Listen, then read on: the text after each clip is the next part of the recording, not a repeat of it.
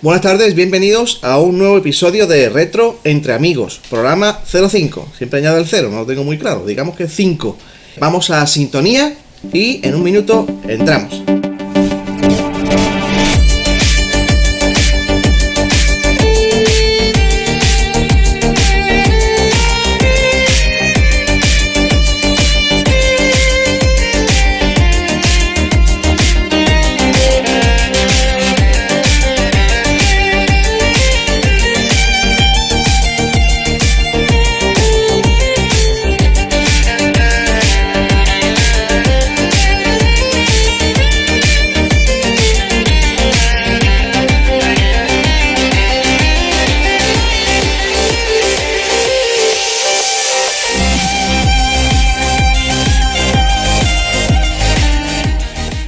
Muy bien, pues ya estamos de vuelta. Esta tarde tenemos la mesa cuadrada a reventar de un montón de amigos que han venido a vernos, algunos habituales, alguna renovación. Y nada, de modo que voy saludando aquí rápidamente. Tenemos a Juanma Carunaru. Muy buena. ¿Qué tal, Juanma? Isaías. Buenas tardes. Javier, buenas tardes. De nuevo, aquí.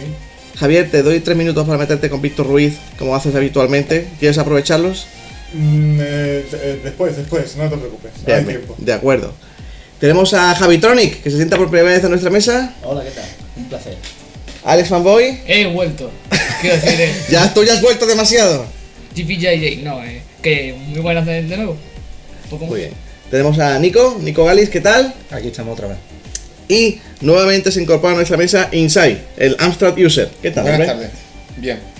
Hoy mejor que nunca. Lo voy a decir, ¿vale? Lo voy a decir. Puedes decirlo.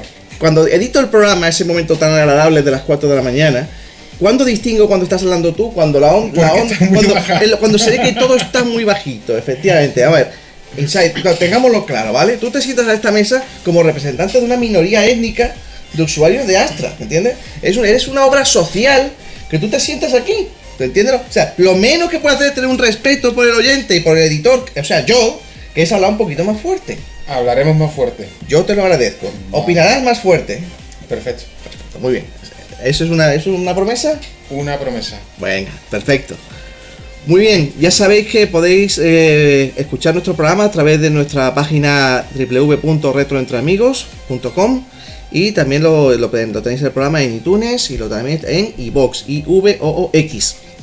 También, por supuesto, os agradecemos que nos mandéis correos, que nos mandéis mensajes tanto a través de nuestra página, diciendo si apetece que tratemos algunos temas, algunas cosas concretas o comentarios sobre el programa. Ya sabéis que lo agradecemos muchísimo. Y hoy nos vamos a meter de lleno, directamente en vereda, rápidamente, en un tema que tiene bastante tela que cortar, que es el tema de la emulación. La emulación versus, como si fuese un Tekken versus Street Fighter, versus las máquinas reales, ¿no? Que eso es la primera parte, porque la emulación es un concepto muy amplio. No vamos a tratar ni emuladores concretos, ni sistemas técnicos, no. Vamos a hablar sobre la emulación en sí mismo. ¿Qué opinamos sobre la emulación? ¿Realmente estamos haciendo el tonto acumulando máquinas cuyos condensadores están desapareciendo cuando deberíamos centrarnos básicamente en la emulación? Venga, ¿quién se anima? ¿Quién arranca? Yo lo que opino es que la emulación está bien para cuando no se tiene sistema físico. Yo es que soy partidario de tener tus maquinitas en tu casa y tal. Que bueno, hay gente que puede pensar que lo que acabas de decir, ¿no? Que acumulamos cacharros innecesarios teniendo ordenadores potentes que pueden emular máquinas antiguas, pero yo qué sé, el feeling de tener el cacharro físico, de tener que meter los cartuchos o cargar las cintas o ese tipo de cosas que no te lo da un emulador. Hombre, yo no puedo discutirte mucho, porque si yo dijese, no, la emulación es mejor, diría, este tipo o miente, o está loco y miente, ¿no? Pero, a ver, por ejemplo, yo el otro día he comprado un cacharrito que se llama el RetroAdapter, no sé si lo conocéis alguno. Ese era el que le metía el Mega Drive y Super Nintendo. Efectivamente, es un adaptador USB, el cual lo conectas a cualquier PC y le trae por defecto el conector de 15 pines para Neo Geo y un conector de Norma Atari. Por lo tanto, le funcionan los mandos de Mega Drive, de Master System, de Commodore, por supuesto, y todo esto. Nintendo no. Pero luego están los adaptadores para el RetroAdapter, para el cual está el de Nintendo, el de Saturn, el de Dreamcast y tal, ¿no? Y la verdad que el otro día con el emulador puesto en la Mega Drive el emulador de Mega Drive, con el mando de Mega Drive conectado al PC, claro, la sensación era Real. acojonante, ¿eh? Real. Un paso superior, ¿no? Ahora con la máquina es todavía más importante, ¿no? El sentimiento, ¿no? Que transmite el acto, ¿no? Es que verás, o sea, claro, la pega está en que si la Mega Drive la conecto al mismo televisor donde tengo puesto el emulador. ¿Entiendes? Es decir, que no hay diferencia ni de pulgadas ni nada de eso. Entonces la sensación Sí, pero táctil, tocas. la sensación táctil de tener el mando en la mano, porque realmente la interacción ya diferente es completamente un micro. Claro. Pero en una consola, cuando tienes el mando en la mano, realmente te acerca mucho a la sensación táctil de cuando tienes la consola, te da la sensación de estar Claro, jugando con la consola, es casi ¿no? el 95% de toda la sensación o recuerdo que nosotros tenemos. El mando, lo que se toca, Claro. lo que se acaricia de la consola. Exacto. ¿no? Lo que se huele y se saborea, ¿no? Y luego la pantalla, ¿no? Este señor no me representa. Ay. Bueno, ¿qué te digo? Pero el teclado, por ejemplo, eso es inevitable. O sea, el tacto de el tacto de ese de carne de zombie sí, de un sí. gomas. Sí, no, hombre. Juanma, tú toca un Spectrum frío por la mañana. Ese tacto de la goma, tío, es de carne muerta, tío. ¿Tú has tocado mucha carne muerta, pues? Sí, he tocado un Spectrum, que es lo más parecido a un muerto que tengo aquí. Hombre, ¡Expulsado! Hombre, pero es que en ese caso, ¿no? Estamos hablando un poco de consolas, ¿no? Sí, un poco en cuanto a ordenadores siempre se cambia, ¿no? Un teclado de dragón totalmente diferente a un bombas, obviamente. De todas maneras, hay sistemas que todavía no se emulan demasiado bien. ¿Cierto? O sea, yo por ejemplo esta semana he estado liado con un emulador de Saturn y no hay manera de jugar Virtua Fighter. Claro. Es que no hay manera. Es que había un emulador de que me ponía a jugar y de repente la cámara se iba, desaparecía, se veía el tatami chiquitito y decía draw. Y yo, hostia, ¿pero qué ha pasado? Podemos decir que el 3D todavía emulado no está muy bien. ¿Pero por qué quieres jugar a basura 3D emulada? Encima. Eso es duro, ¿eh? No sé, me dio por ahí. Sí, bueno, a veces para mí, personalmente, la emulación, lo divertido es configurarlo. Ponerlo en marcha y hacer que funcione y tal. Ahora ya, vamos, ya. Llega a moverse. Sí, claro, hubo un tiempo en que era bastante complicado. Sí, con sí, un sí. Pentium 1, con un Pentium 1, cargar un emulador de Super Nintendo y que aquello funcionase fino, aquello había que currártelo, ¿eh? Pues si es que lo conseguía, ¿eh? Sí. Yo me acuerdo cuando ponía el emulador de PlayStation para jugar al Final Fantasy VII en el PC, eso era morirse. Porque hay mis millones de plugins, algunos no funcionaban, otros sí, pero no funcionaban bien. Buscaba a ver. Te lo mereces. O sea, tú pretendías, querías jugar a Final Fantasy VII, el juego de 4 discos de. No, eran tres de Final discos. Fantasy de 3 discos, sí, es verdad, de PSX en el PC. Qué fuerte. Con un Duron 600. Duron 600 megas. Claro. Eso tiene valor. De lo peor. Ya te vale. Qué Bueno, fuerte, iba, tío. pero bueno, el frame rate dejaba mucho que desear, pero bueno, fuerte. funcionaba. Bueno, y por aquí, por la banda izquierda, ¿qué pensáis de los emuladores? Gentuza, digo, señores. Gentuza. ¿Qué pensáis? Venga, Inside, mójate. Me mojo. Yo estoy a favor de los emuladores. A mí me gustan Un porque emulador es mejor que el ordenador Amstrad. cualquier cosa es mejor que un Astra, ¿no? Dios, espera. Pero yo ya he terminado aquí. Por una vez, y que quizás no se repita, pero yo con los colores verdes, rojos, tal, del teclado del CPC 464, siempre he soñado. O sea, es un ordenador que nunca tuve, pero siempre quise tener. O sea, que yo por lo menos tengo un trozo de corazoncito para ese ordenador. Hombre, el teclado más No bonito. era tan nervioso. Precioso. Ahora continúa, por favor. Continúa, ya me has dejado seco, ¿no? Sí, yo también tengo una confesión que hacer. Yo, cuando le compraba compraba la revista Commodore, ¿cómo era? Commodore, Micro Amstrad. tu micro Commodore, y hasta ahí te venían anuncios de Astra. Yo decía, pero este tipo de la barba, hasta aquí tiene que venir a fastidiarme con el su dedo inquisitivo. Pues compre ahora esto o váyase al infierno. De verdad, que gente. Pero bueno, la emulación Volvemos a cuenta. los emuladores. Hombre, yo veo los emuladores bien puestos que el que no puede tener una máquina real, pues es una forma de poder disfrutar de Eso es correcto. totalmente, ¿no? Y Bueno, según algunas marcas de software no es correcto. Pero bueno, ahora pero entramos en eso. cada cual, ¿no? Ahora entramos. Y iba a comentar lo del, ¿cómo se llama? El multiadaptador. Por ejemplo, el retroadapter. El retroadapter, que es un gran salto, ¿no? En el tema de las consolas, ¿no? Porque puedes tener la sensación, como ha dicho Culture, la sensación del mando. Otra cosa es querer jugar a un Goma o con el Commodore o con el propio Astra, No, que esa sensación no te la va a dar nunca la máquina, el emulador, ¿no? Ahí quieres tú tener la máquina real. Yo pienso ¿no? que cargar la cinta es un valor añadido en el momento de jugar. Bueno, los emuladores Yo de Astran pienso. cargan la cinta en tiempo real. Tú Sí, puedes sí. cargar una cinta en un emulador de Astran en tiempo real No es y lo mismo. escuchar Tu el sonido ruido de la de cinta, carga Pero y no ver es, la lo carga en la mismo, pantalla. no es lo mismo rebobinar, adelantar 3 segundos para que cargue un poquito antes, darle Bueno, al play, te pones y un- vas comillas. Te pones No, un no. computón al lado. El Vice, el emulador de Commodore, tú puedes poner un punto tab y tienes que darle para atrás, para adelante, y hay un contador. Pero ¿por qué el y- emulador lo hace? Porque es un valor añadido, o sea, realmente es un valor que se quiere acercar el emulador a la realidad. Es que Es porque- hay grandes emuladores ahora que te imitan exactamente el efecto de una televisión de tubo. Por Ahora, ejemplo. ¿cómo se ajusta la Cimut en el emulador? A ver, cuéntame. Pero ¿cómo se ajusta? eso es práctico buscar ese detalle, ya no pregunto.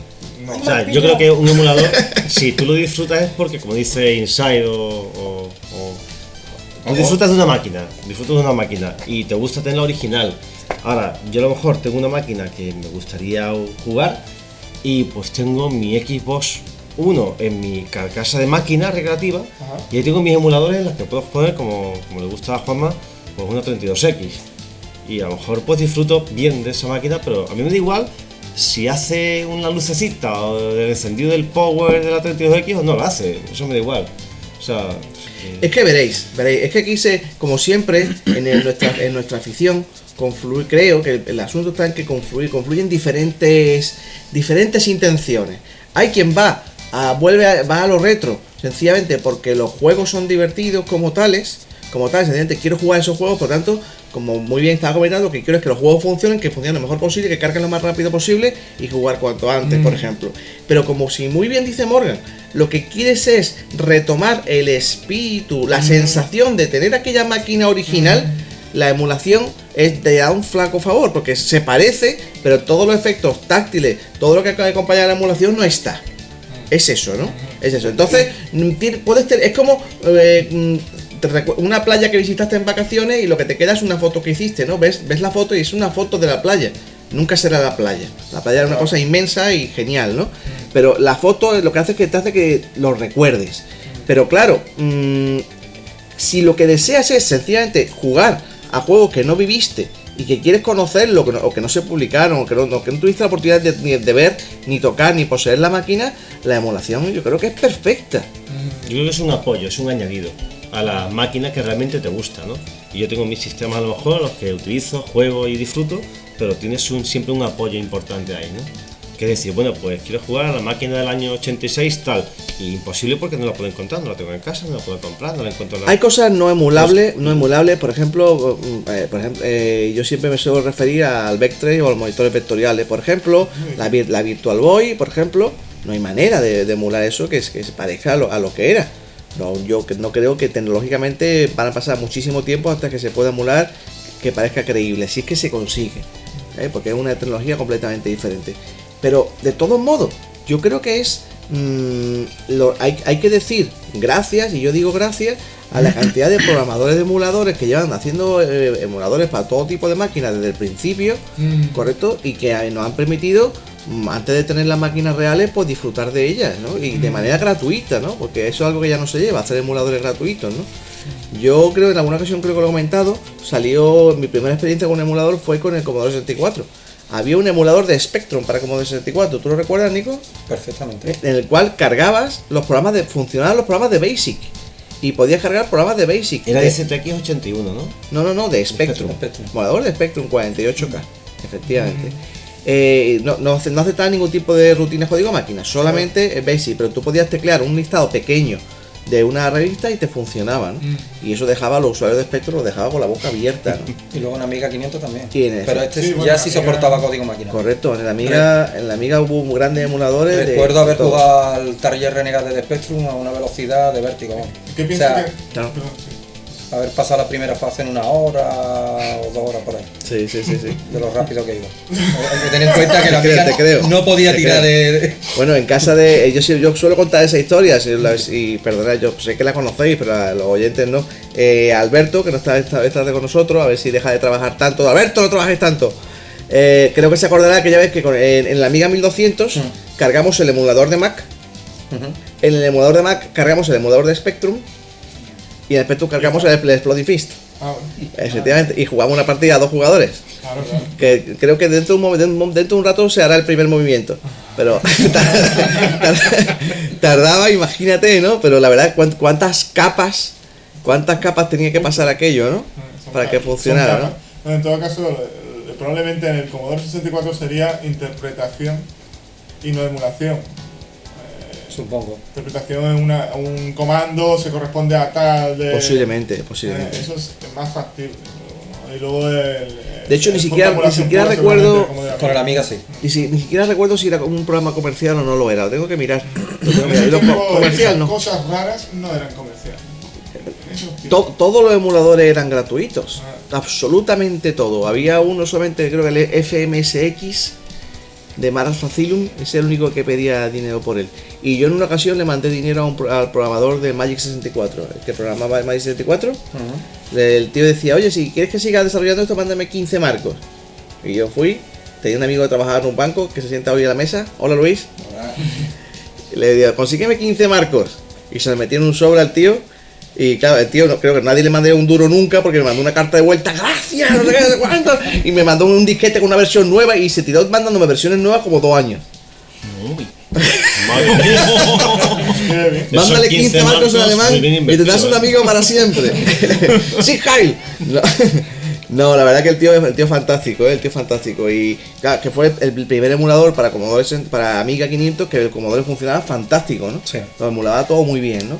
Pero claro, no es lo mismo. Si te gusta esto, mándame dinero y me ayudarás, a lo que se lleva ahora, que es paga por todo. ¿Vale? Que con las famosas aplicaciones de 1 euro, 2 euros, 3 euros y las marcas que se han dado cuenta de que venden los juegos a través de las tiendas virtuales, pues realmente la lucha... Que nunca creían que iban a poder rentabilizar de nuevo. Ahí está. La lucha contra los sitios de ROMs o los sitios de emulación es salvaje, ¿eh? Ha sufrido un cambio en los últimos, hombre, os diría en los últimos 5 o 6 años y brutal, ¿eh? Brutal, pero ahora... Emulando Mega Drive y cosas así medio vistosas. Correcto. Y ha ido bajando, digamos, el nivel. Bueno, ahora mismo sigue siendo relativamente fácil encontrar cosas, pero hay sitios donde te dicen, no, aquí tenemos todo esto, pero no queremos saber nada de juegos ni de Namco, ni de Bandai, ni de no sé quién, ¿no? Porque es que nos vienen y nos funden, ¿no?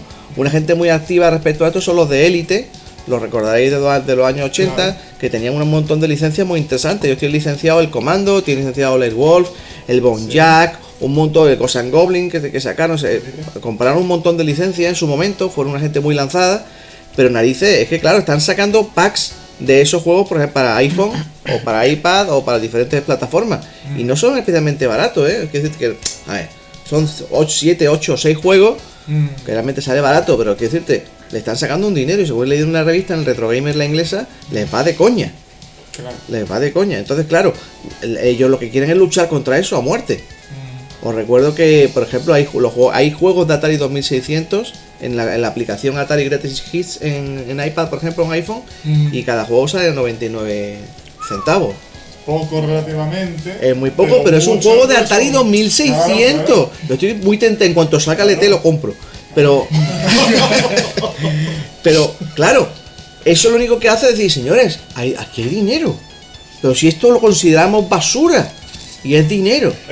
Ellos, claro. Entonces ahora a por la emulación, a por el creador de emuladores y a por la emulación en sí. Cuando ellos hacen eso en base a emuladores, me parece una hipocresía. Dime, Javi. Que se supone que esos son títulos Abandonware, ¿no? Es que el Abandonware no existe.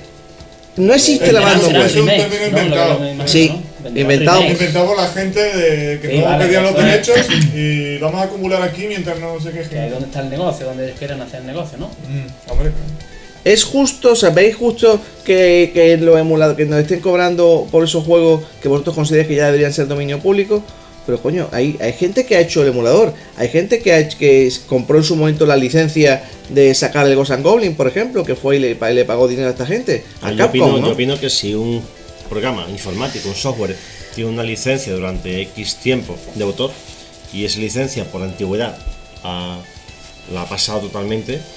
Yo creo que volver a hacer negocio con eso, intentando solapar una emulación que teóricamente está libre de gastos, no es justo.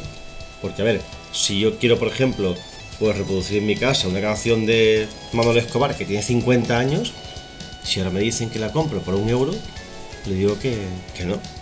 Si yo quiero, por ejemplo, jugar a un Pac-Man que tiene pues más de 25 años, ¿por qué voy a pagar por él?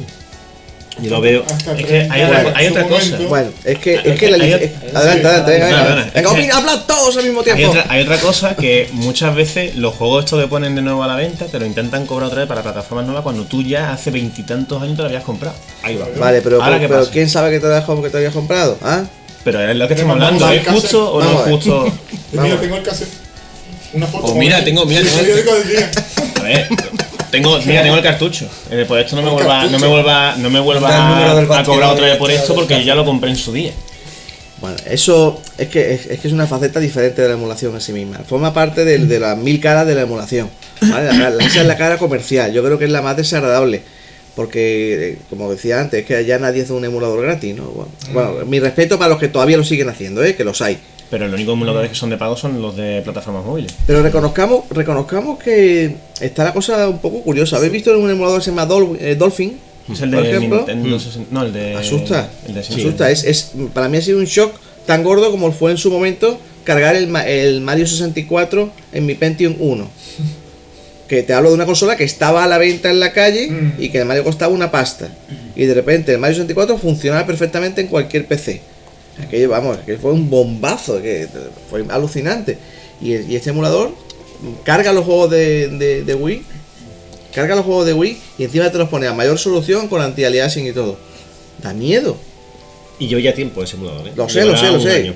Y cada vez más avanzado. Sí, porque el PC siempre va por delante de las consolas, las emulaciones se están acercando mucho. Yo admiro ese trabajo de programación y lo admiro, me parece absolutamente increíble. Ahora, eso hace daño, ¿eh? Claro, eso hace un daño del gordo, ¿eh?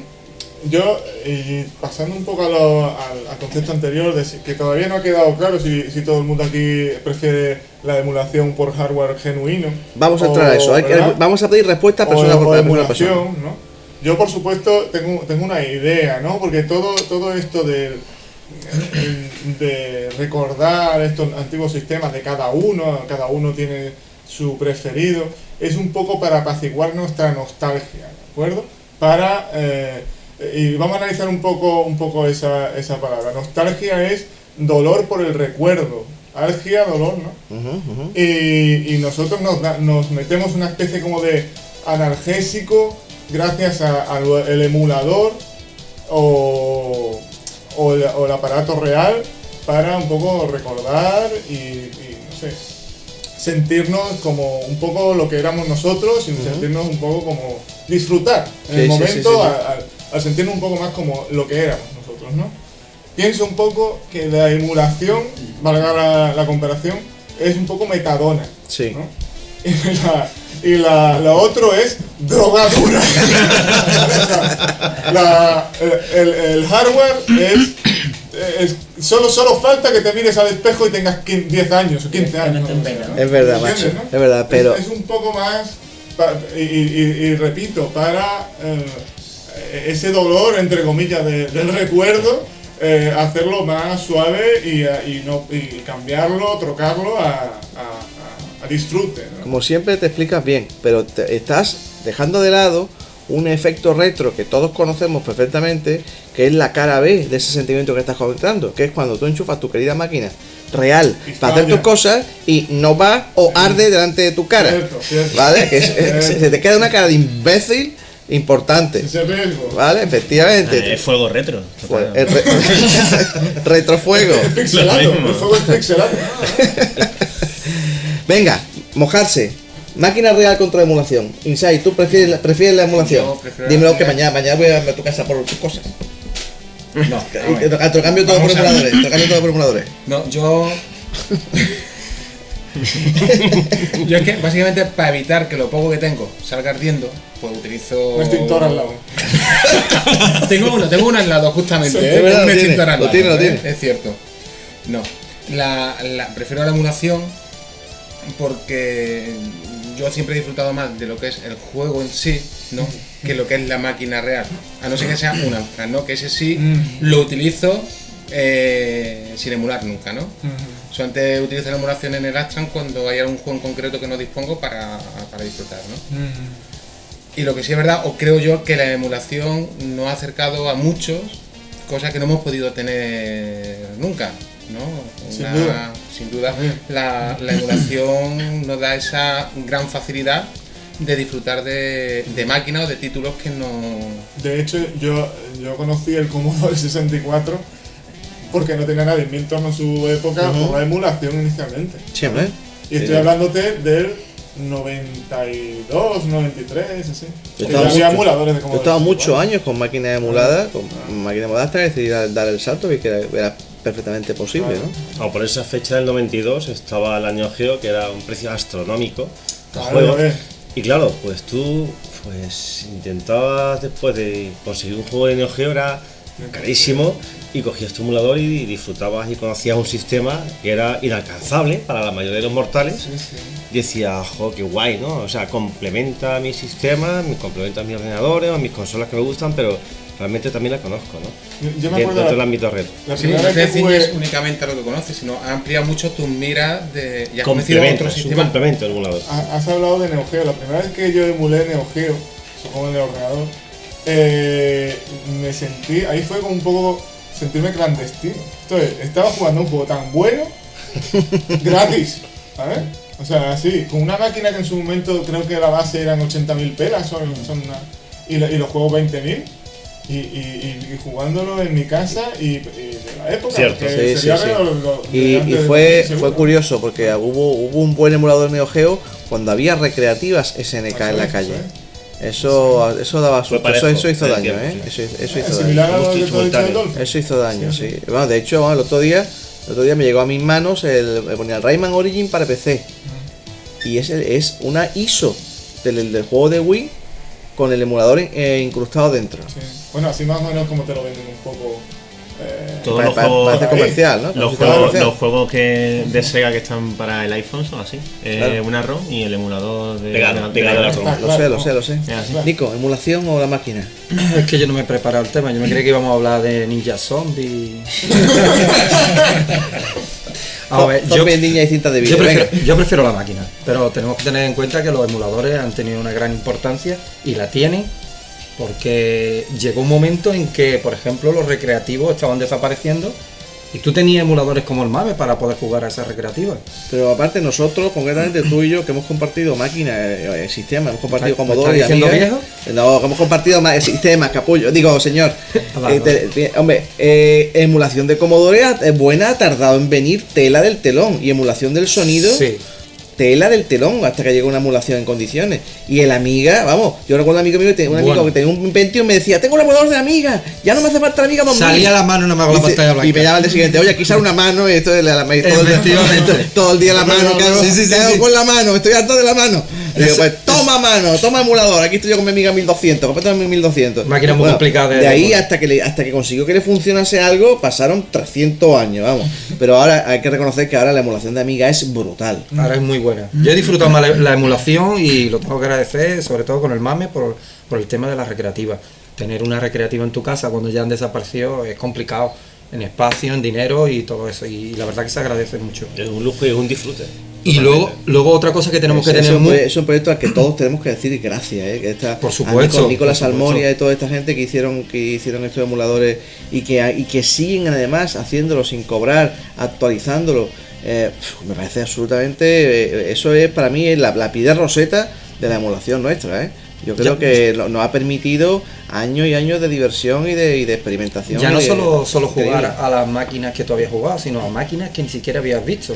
Y que no podrás ver porque fue una Y entidad que no tan puedes- limitada, ya no o puedes ver. jamás se vieron en Europa. Javi, ¿máquinas o emulación? ¿Qué opinas?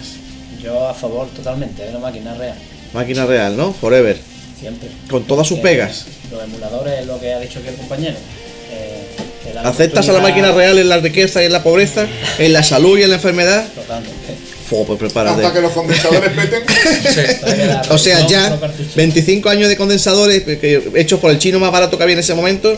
Bueno, Juanma, esa Como ha fuente de dicho que- alimentación, Con ¿eh? Commodore, ¿no? Con Commodore ocurrió, ¿no? Con Commodore Que ocurrió, ya tío. está a mí el... Así es. Hombre, comprado lo mejor del mercado, pero ¿no? seguía funcionando así, Sí, tío. y siguen funcionando. Sigue funcionando así. Ellos llaman y dicen, oye, ¿qué lectores de DVD va a tirar a la basura? No, no los tires. Mándalos para acá. Los monto en esta consola. Esto funciona así. Bueno, yo quería hacer un inciso, y es Venga. que en 2010 me impresionó gratamente ver un emulador de pinballs en 2 LCDs, que fui a una feria retro y había, eso me impresionó, o sea, yo el emulador lo tenía en un concepto de, bueno, de un aprobado, con ayuda a mi retroinformática, ¿no? A mis retrojuegos, pero al ver que eres capaz de emulador en un PC o en un sistema actual, una máquina pinball que te ha gustado toda la vida, un Canasta 86, un Miami Vice, una máquina pinball del Conan, un pinball de Williams, eso es alucinante, o sea, a ver, Yo soy un enamorado de los pinball y un seguidor de los emuladores de ¿ves pinball. lo que es? Pero Tu- ¿os tu, gusta? tu pantalla horizontal hacia abajo, Muchísimo. con todo lo A que mí- es la máquina y frontalmente, el frontal de la máquina es alucinante. A mí es que no me ha parecido Eso- eso realista del Macadam Bumper este. O sea, No, bueno. A ver, te tienes que poner al día. Mira, Yo digo, esto No, el visual tiene pinball- tres opciones, o sea, la bola le doy en este punto y va a 45 grados. O sea, pam. Eso no es Pero me real. refiero a máquinas de pinball reales. Te emulan, o sea, es un dibujo en tu LCD que está abajo Sí, tuya, lo he visto. de, Yo he de jugado, toda no me la plancha de la máquina y Sí, sí. frontalmente todo el frontal con tus marcadores, luces. Y es alucinante, eso Pues a mí ves me resultó en más 37 divertido. pulgadas abajo y arriba, y dices, joder, ¿qué vas a...? Y si no quiero esta, pues pongo otra máquina. Ponga Oye. el emulador de Williams, de la máquina tal, el del... Isaías, sin embargo, vamos a ver, siendo alucinante eso que estás comentando, alucinante, la emulación de pinball, que no creo que sea el día de meternos a fondo, pero por comentarlo, creo que es la que tiene mayor problema, porque está emulando cosas físicas que existen en la máquina. Correcto, cuando hablas de máquinas reales, al estilo, por ejemplo, la de Arabian Nights, que tiene una lámpara maravillosa en el centro, Por ese tipo de ejemplo. cosas, o la de Star Trek que tiene la nave y tal, ¿no? Son cosas chulísimas, o incluso si me apura, los carriles por los cuales discurre la bola, que en la máquina están brillan, están ahí arriba, los ves, y están muy bien avanzados gráficamente, hay más auténticas maravillas, pero no son. No No- son. no es igual. No es igual. No solamente no es igual, sino que hay una diferencia notable importante. ¿eh? Cierto, pero si tú no juegas al Miami Vice hace 25 años y ves la máquina, le vuelves a disfrutar como el primer día. No es Correcto. igual, Es pero un te emulador impresiona poder muy- disfrutar de eso. Yo sin embargo, Muy mono, muy divertido. yo vengo siguiendo el Visual Pinball hace años y lo primero que hice fue con el Visual Pinball diseñar mi propia máquina de pinball, que fue lo primero que hice. Claro. Y me encantó diseñar mi máquina. Y luego cuando avanzó con el Pinmame y ahora sí voy siguiendo el Future Pinball, que me parece alucinante también, que está avanzando muchísimo, pero lo tienen un grave problema porque, macho, si hay algo físico y táctil es una máquina de pinball, ¿eh? Porque la máquina de pinball, Exacto. si no estás metiendo leñazos a la máquina de una manera y de otra, no es pinball, es otra cosa. Estamos de acuerdo, Otra ¿no? cosa es emular algo que salía en pantalla en una pantalla. Bueno, un Exacto, emulador de ordenador o consola.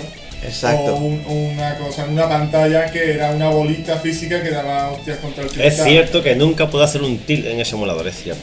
Sí, puede. se hace. Puedes hacer, pero verás tú el LCD, ¿no? Se hace. No, pero es que suele, sí, yo lo he visto en el coleguilla, Sí, se puede poner. Pero no te da la rodilla como lo hace con la máquina. Arrodillazo. Alex limpio. Fanboy, ¿qué opinas? Que te veo muy callado. ¿Qué emulación o máquinas reales? Yo máquina real siempre. Máquina real, ¿no? Sí, sí. Seguro, ¿no? Máquina real siempre, sí, sí. Yo soy de limpiar el cartucho siempre. ¿Y de dónde sale ese Soplarle Y lo que cartucho. siempre nos preguntamos, ¿de dónde sale tanta mierda del cartucho? Pues si lo tengo puesto en la estantería. ¿De dónde? La de a boca arriba y Pero que no puede ser, no puede acumular tanta porquería en un mes. El día, todo el polvo inciso- para el cartucho. ahí. inciso, el día que todos los condensadores Peten, peten, el apocalipsis zombie. repondremos 3 programas. Vale, y a ver qué Y todo el pensamos, mundo ¿no? a ver qué piensa en ese momento. Juanma, máquina real o emulación. Máquina real. Máquina real, ¿no? De hecho, yo incluso opino de que las empresas deberían de plantearse vender de nuevo el hardware de hace 20 años. Qué gran verdad. Qué gran verdad. Triunfaría. Bueno, Pero- Qué gran no sé verdad. yo porque ahora los No, proyectos de Arlequín y tal, por ejemplo, serían más caros. O sea, sería de pago, sería, quién sabe. Tranquilamente. ¿Vale? Tranquilamente. Pero tenemos que tener en cuenta una cosa también de los emuladores, que gracias a los emuladores mucha gente se ha enganchado a las máquinas reales Y también. por eso es más caro. Eso es importante ahora todo. también saberlo, ¿eh? Malditos emuladores. Pero, Juanma, Leonardo, yo tengo que decirte, o sea, te acabo de decir que es buena idea, pues no, cambio de opinión, no es buena idea, porque si te las traen de vuelta, te las van a traer de vuelta como los Walking Dead de Commodore, ¿vale?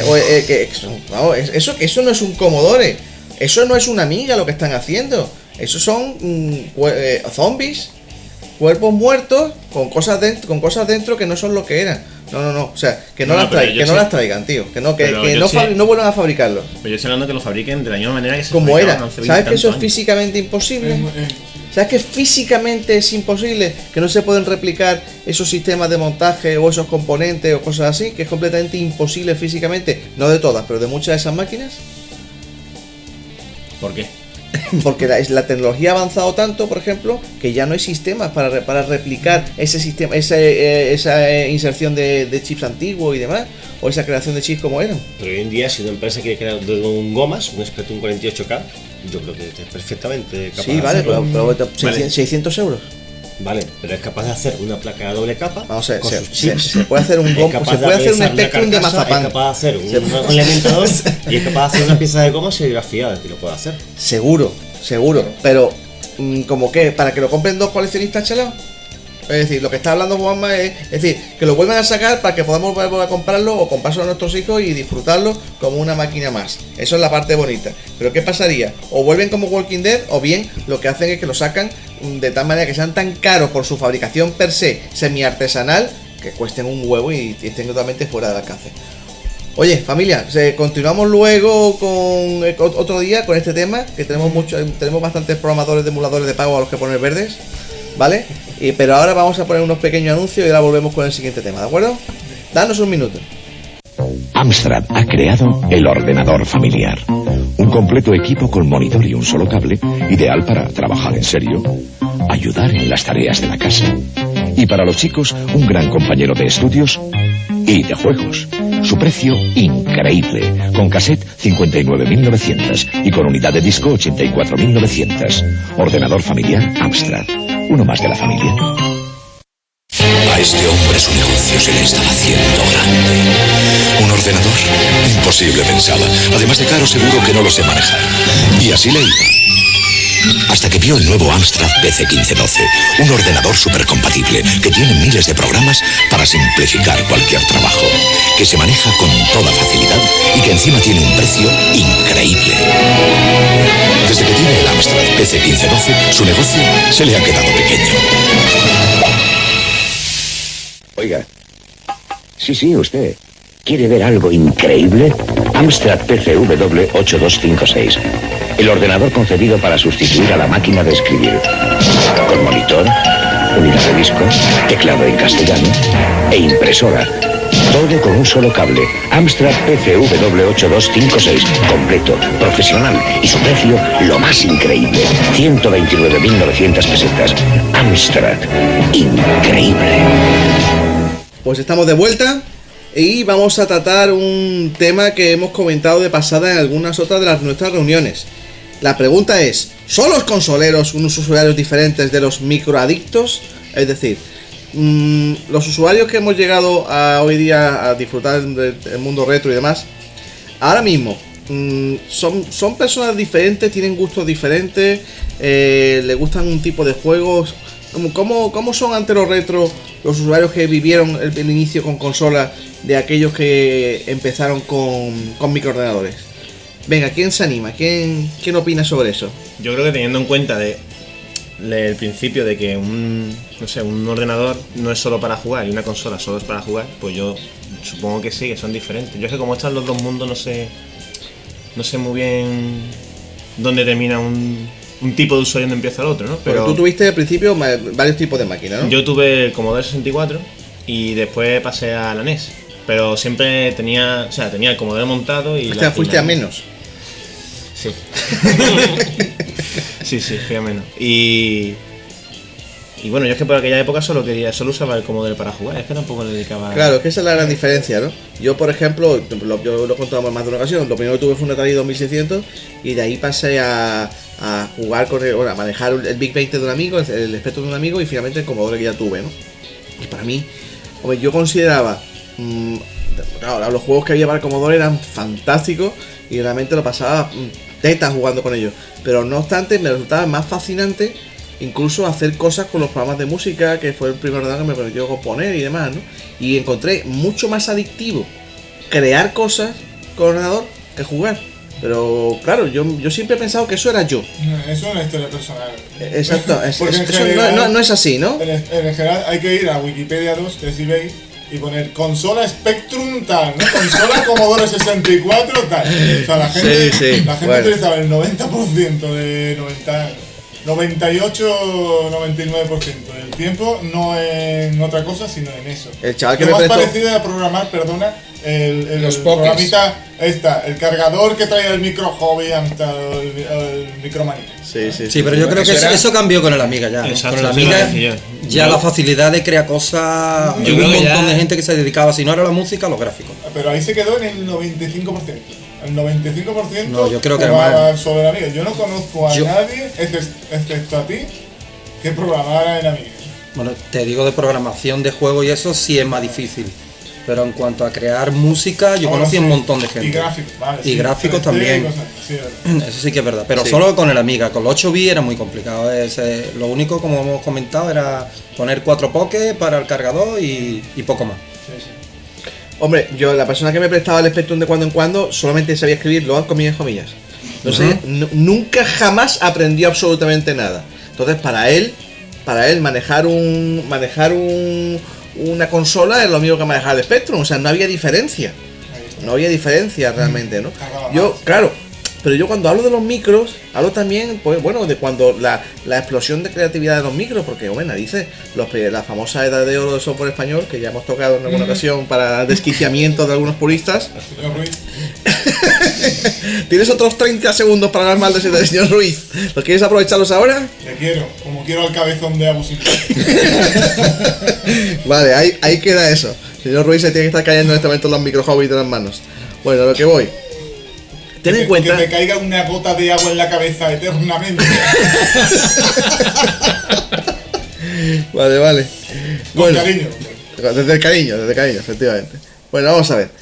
De los micros de 8 bits, la limitación que tenían, efectivamente, era un problema. Y era lo que te apetecía más era ponerte a jugar con ellos. Pero ya empezaron a haber utilidades y cosas que te permitían programar cosas. Yo recuerdo un tío aquí en Málaga que tenía un programa para administración de fincas en el Spectrum 48K, ¿no? Y yo decía, caramba, pero si, ¿cómo puede hacer eso en un Spectrum? Si eso no... El TX81 también tenía. Sí, con su expansión, supongo, ¿no?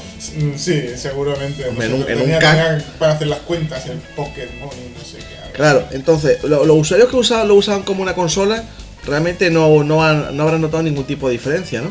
Pero los que sí han usado los ordenadores para crear cosas, sí, creo que siguen siendo gente más creativa ahora. No sé qué pensáis. Hombre, yo por ejemplo, cuando empecé con el MSX, a todo el mundo nos maravillaba los juegos que había en el sistema, ¿no? Igual que en Commodore, igual que en la Amiga después más tarde. Pero creo que con un ordenador tú aprendías a aprovechar los recursos de esa máquina que te gustaba, ¿no? Te comprabas tu revista, veías un listado de programación, veías trucos, cosas, posibilidades gráficas, y eso te incitaba totalmente la creatividad. A lo mejor un mes te daba por coger y aprovechar las cualidades de música del sistema y te quedabas alucinado, igual después que jugabas, por supuesto, y hacen todos los consoles, ¿no? Jugar. Pero que siempre ha sido un sistema, el ordenador mucho más amplio para poder utilizar en un montón de cosas además de jugar. Hoy Y día... eso es muy creativo y muy entretenido. Yo Hoy creo día eso- lo que me sorprende, a mí lo que me sorprende hoy día, te lo digo con franqueza, es encontrarme la gente que en ese momento, claro, cuando yo estaba ligado por ejemplo, haciendo música con el Amiga, estaban con la Super NES terminándose hasta el último Zelda y se terminaban los juegos de rol japoneses lo más complicado, ¿no? Y claro, de ahí viene todo, por eso digo que esos usuarios luego han sido un poco luego son diferentes, porque los usuarios tienen ahí mismo un bagaje de información o de conocimiento de los juegos de aquellos momentos, de los finales de los 80, de los 90, que yo no tengo, por ejemplo, porque ya estaba yo liado con el Amiga, con la Amiga haciendo cosas, y claro, vi un espectro completamente diferente. Claro, nosotros también disfrutamos los Monkey, narices, que ellos no los vieron, por poner un ejemplo, ¿no? Y muchas cosas que solamente fueron exclusivas de los micros, ¿correcto? Pero luego hubo un vuelco, ¿no? Con la Super Nintendo en adelante, parecía realmente que los micros se iban a quedar atrás. ¿No tuviste la sensación esa? De que era Sí, como la consola lo es todo en y esa fuera. época, hasta que no arrancó el VGA, el Super VGA y tal, no tuvo competencia la consola en cuanto a gráficos y sonido. O la Adlib, cara en su momento, cuando salió 30 y tantas mil pesetas. Pero una cosa que quería hacer un inciso también acerca del boom de la programación, o por lo menos de la diferencia entre los usuarios, ¿no? Yo creo efectivamente que con el acto fácil de arrancar un ordenador y que tuvieses un intérprete de BASIC al segundo, eso es cierto que para muchas personas fue un incentivo más para empezar a programar en BASIC.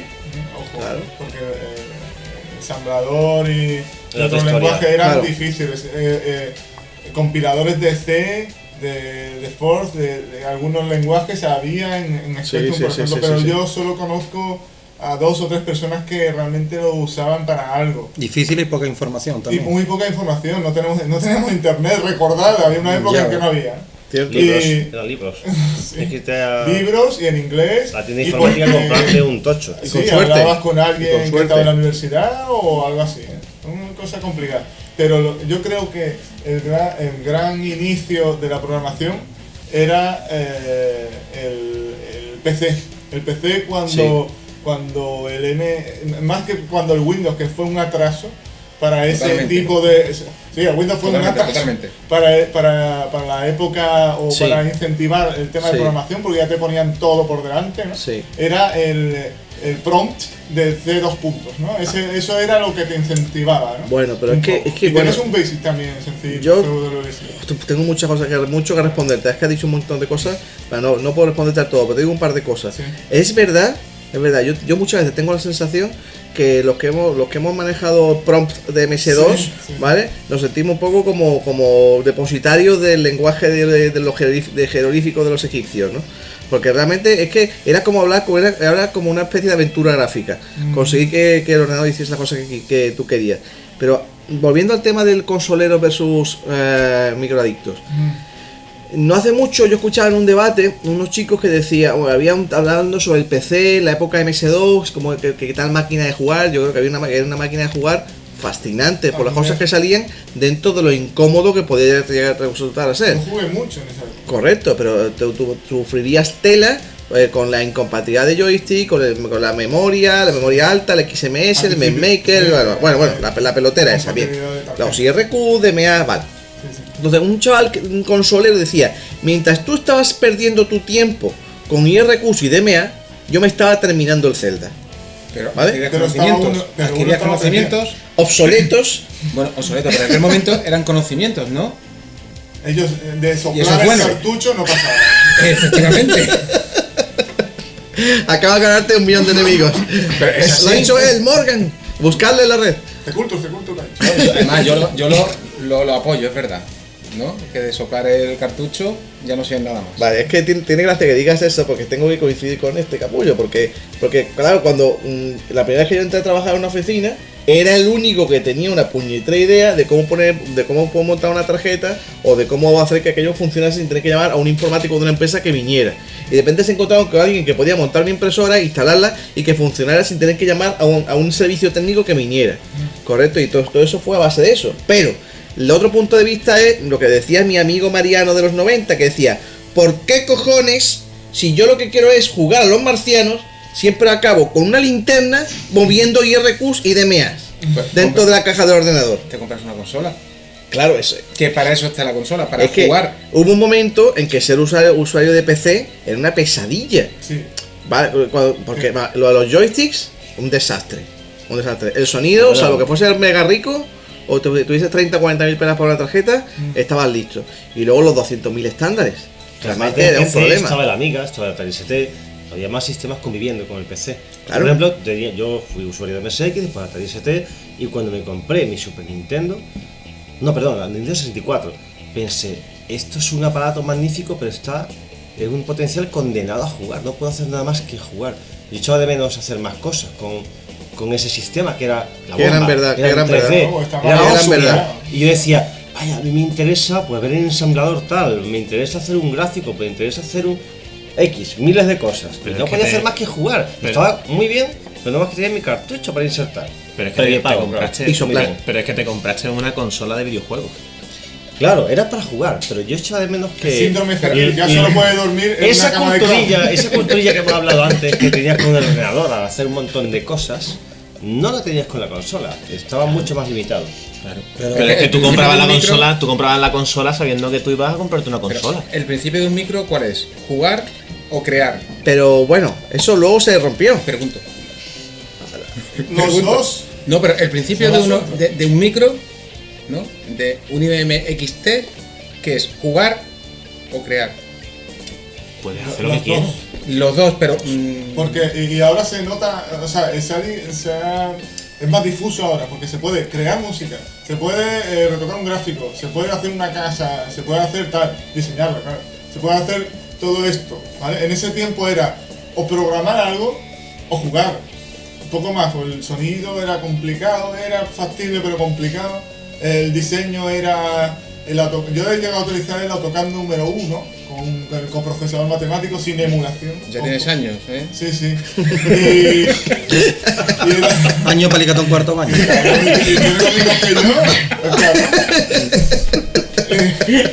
Quítate un cuchillo que tienes clavado en la espalda. Venid enemigos a mí. Ya tengo amigos como él. Bueno, pues, ¿sabes lo que digo? Se podía hacer algo, ¿no? Pero necesitaba primero un ordenador bien potente, ¿no? Pero no, realmente no se podía diseñar. Ahora, en ese tiempo era o programar algo o jugar. O sea, programar algo.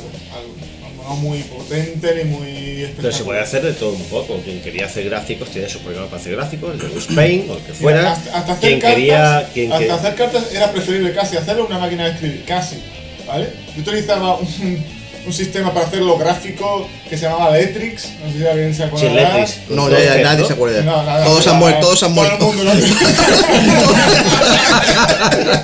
Otro amigo. El Letrix. Bueno, en fin, que era para mejorar el tipo de letra, si querías que estuviese en negrita barra B, tal, no era WYSIWYG como ahora, tal. Ah, pero cogí el Sí, bueno, el WordPress. WYSIWYG, qué bueno. el WYSIWYG, como dices Eso tú. Eso es. Pues, o sea, todo esto era complicado. Casi era mejor. O sea, realmente se podía programar algo si tenías tiempo y interés y jugar el XT original. Quien no lo tenía en una webería o quien no lo tenía en una panadería para hacer Pero las ese cosas. sistema, porque era limitado en cuanto a eso. Como decía Nico, un amigo podía hacer gráficos, podía hacer música, podía hacer de todo. Ahí también se puede hacer. Programar, pero un XT, pues sí, está más limitado. Chicos, Pero un chicos, ordenador no os perdáis. Yo lo que sí veo es que los usuarios que fueron de micro son hoy día los más megapuristas. Los más megapuristas. Yo a los que vivieron prácticamente consolas todo el tiempo, ya luego se encontraron con ordenadores normales ya de 16 bits para jugar y tal. Necesito una Mega Drive. Sí, efectivamente. ¿Verdad? Bueno, sí, eso son más, exactamente, son los que van al cacharreo, son los puristas, son los que buscan modificar o no modificar máquinas y tal. Sin embargo, los otros, los que han jugado con consolas, son los que yo veo que están especialistas en juegos, que realmente son los que han estado más, me da la sensación que son los que han estado más tiempo jugando, ¿no? O han tenido más tiempo para jugar, o una relación más de juego con su máquina, ¿no? Seguro, porque mientras yo cargaba en el Commodore un juego, el otro Te terminaba todo ya se lo el- había terminado en la Mega Drive. Sí, tío, eso era duro, Yo quiero lanzar a favor de las consolas, y yo soy de microordenadores totalmente, pero el que se compraba una consola se lo compraba para jugar. Ese no tenía pensamiento de hacer un gráfico ni de hacer música. Claro.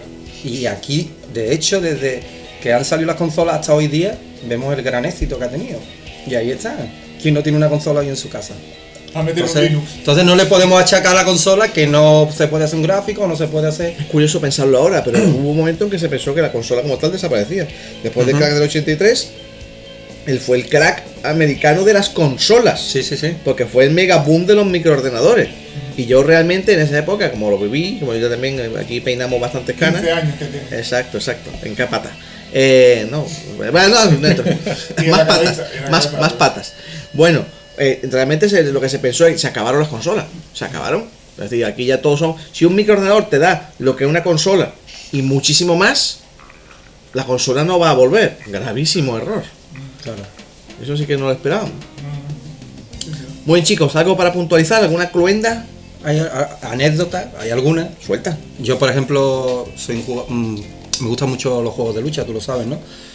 Y... Double Dragon especialmente. Sí, o Street Fighter 2. Dragon Ninja. Cuando yo he tenido siempre microordenador, tuve también la Atari 2600, pero hay que recordar que tanto los ordenadores que tuve como la Atari utilizaban joystick de palanca. Sí, cuando tú llegas y eres a jugar a una consola y te dan un joypad, la cruceta para ti es algo totalmente desconocido. Eso sí. Y me daban unos vapuleos en la Mega Drive Street Fighter 2 que era de alucine. Es verdad. Y en cambio este amigo de la Mega Drive no era capaz de coger los joysticks porque no estaba acostumbrado. Bueno, hay que tener en cuenta que si vas a la recreativa tenía los joysticks profesionales. Correcto. Y te acostumbrabas, pero el que no tenía consola... Es curioso, macho, yo tengo que coincidir plenamente contigo. La Sí, primera sí, vez que sí. vi una cruceta dije... ¿Esto qué es? La primera vez que vi una cruceta dije... Esto para ahorrar gastos. Esto no, con esto no se puede jugar. Efectivamente. Con esto no se puede jugar. Y me y no sé qué máquina era, a ver si alguien me da tiene su de memoria. Y me dijeron, no, esto tiene un agujero aquí en el centro y se le enrosca como un pequeño joystick, ¿no? al centro de la cruceta. No recuerdo qué máquina era. ¿Te suena eso? No me suena eso. ¿Te suena, verdad? Eso lo he visto yo en un Hitbit MSX. Cierto. El 101p. Bien traído. Me parece que Sí, sí, bien una traído. cruceta, Y tenía un cursor, bueno, los cursores no eran como los de los actuales teclados de PC, era un cursor cuadrado, era un recuadrado, Sí. un teclado arriba, abajo, izquierda, derecha, y en Sí. medio un tornillo para meter un mini joystick. Sí. Era un Sí, puntazo, sí. porque tenía ese mini joystick, tenía 4 micro switches dentro, y está muy bien porque en tu teclado tú tenías tu joystick. Era Curioso, una sí. curiosa... Sí, una opción el que puso Enterprise Sony también trae su en joystick MSX puesto. 101p. También yo estoy puesto. Eso lo vi en revista. Pero la cruceta es verdad que yo para nosotros, con los usuarios dedicamos de joystick toda la vida, era algo alienígena. Por esto, el otro día recordando cagadas de los que se dedican a revisar máquinas de futuro, recuerdo que antes, en el año 90, si no recuerdo mal, si me equivoco, me disculpáis, una crítica sobre la PlayStation que no había salido todavía, que se acaba de presentar, decía, esta máquina, uno de sus grandes puntos en contra, que puede incluso hacer que los jugadores empedernidos la conviertan en un fracaso, es su extraña cruceta partida. Si os fijáis, la PS1 no tiene la cruceta completa al estilo no está unida, efectivamente, al estilo de Nintendo y de estilo de Sega. Nintendo, efectivamente. Por lo tanto, ese tío tenía claramente visión Y es muy perfecta, ¿no? incómoda, para jugar al arcade 2D es muy incómoda. No es cómoda, no es para nada, no es cómoda, pero como no había ni un juego arcade 2D, no volvió a verlo, los prohibieron de hecho. Es verdad. Muy bien, chicos, cerramos este pequeño bloque y damos entrada a otra sección nuestra. Danos un minuto. ¿Te la jugarías con algo así de verde? ¡Móntatelo en colores! Game Gear. Estrénala con el juego más genial, Aladdin.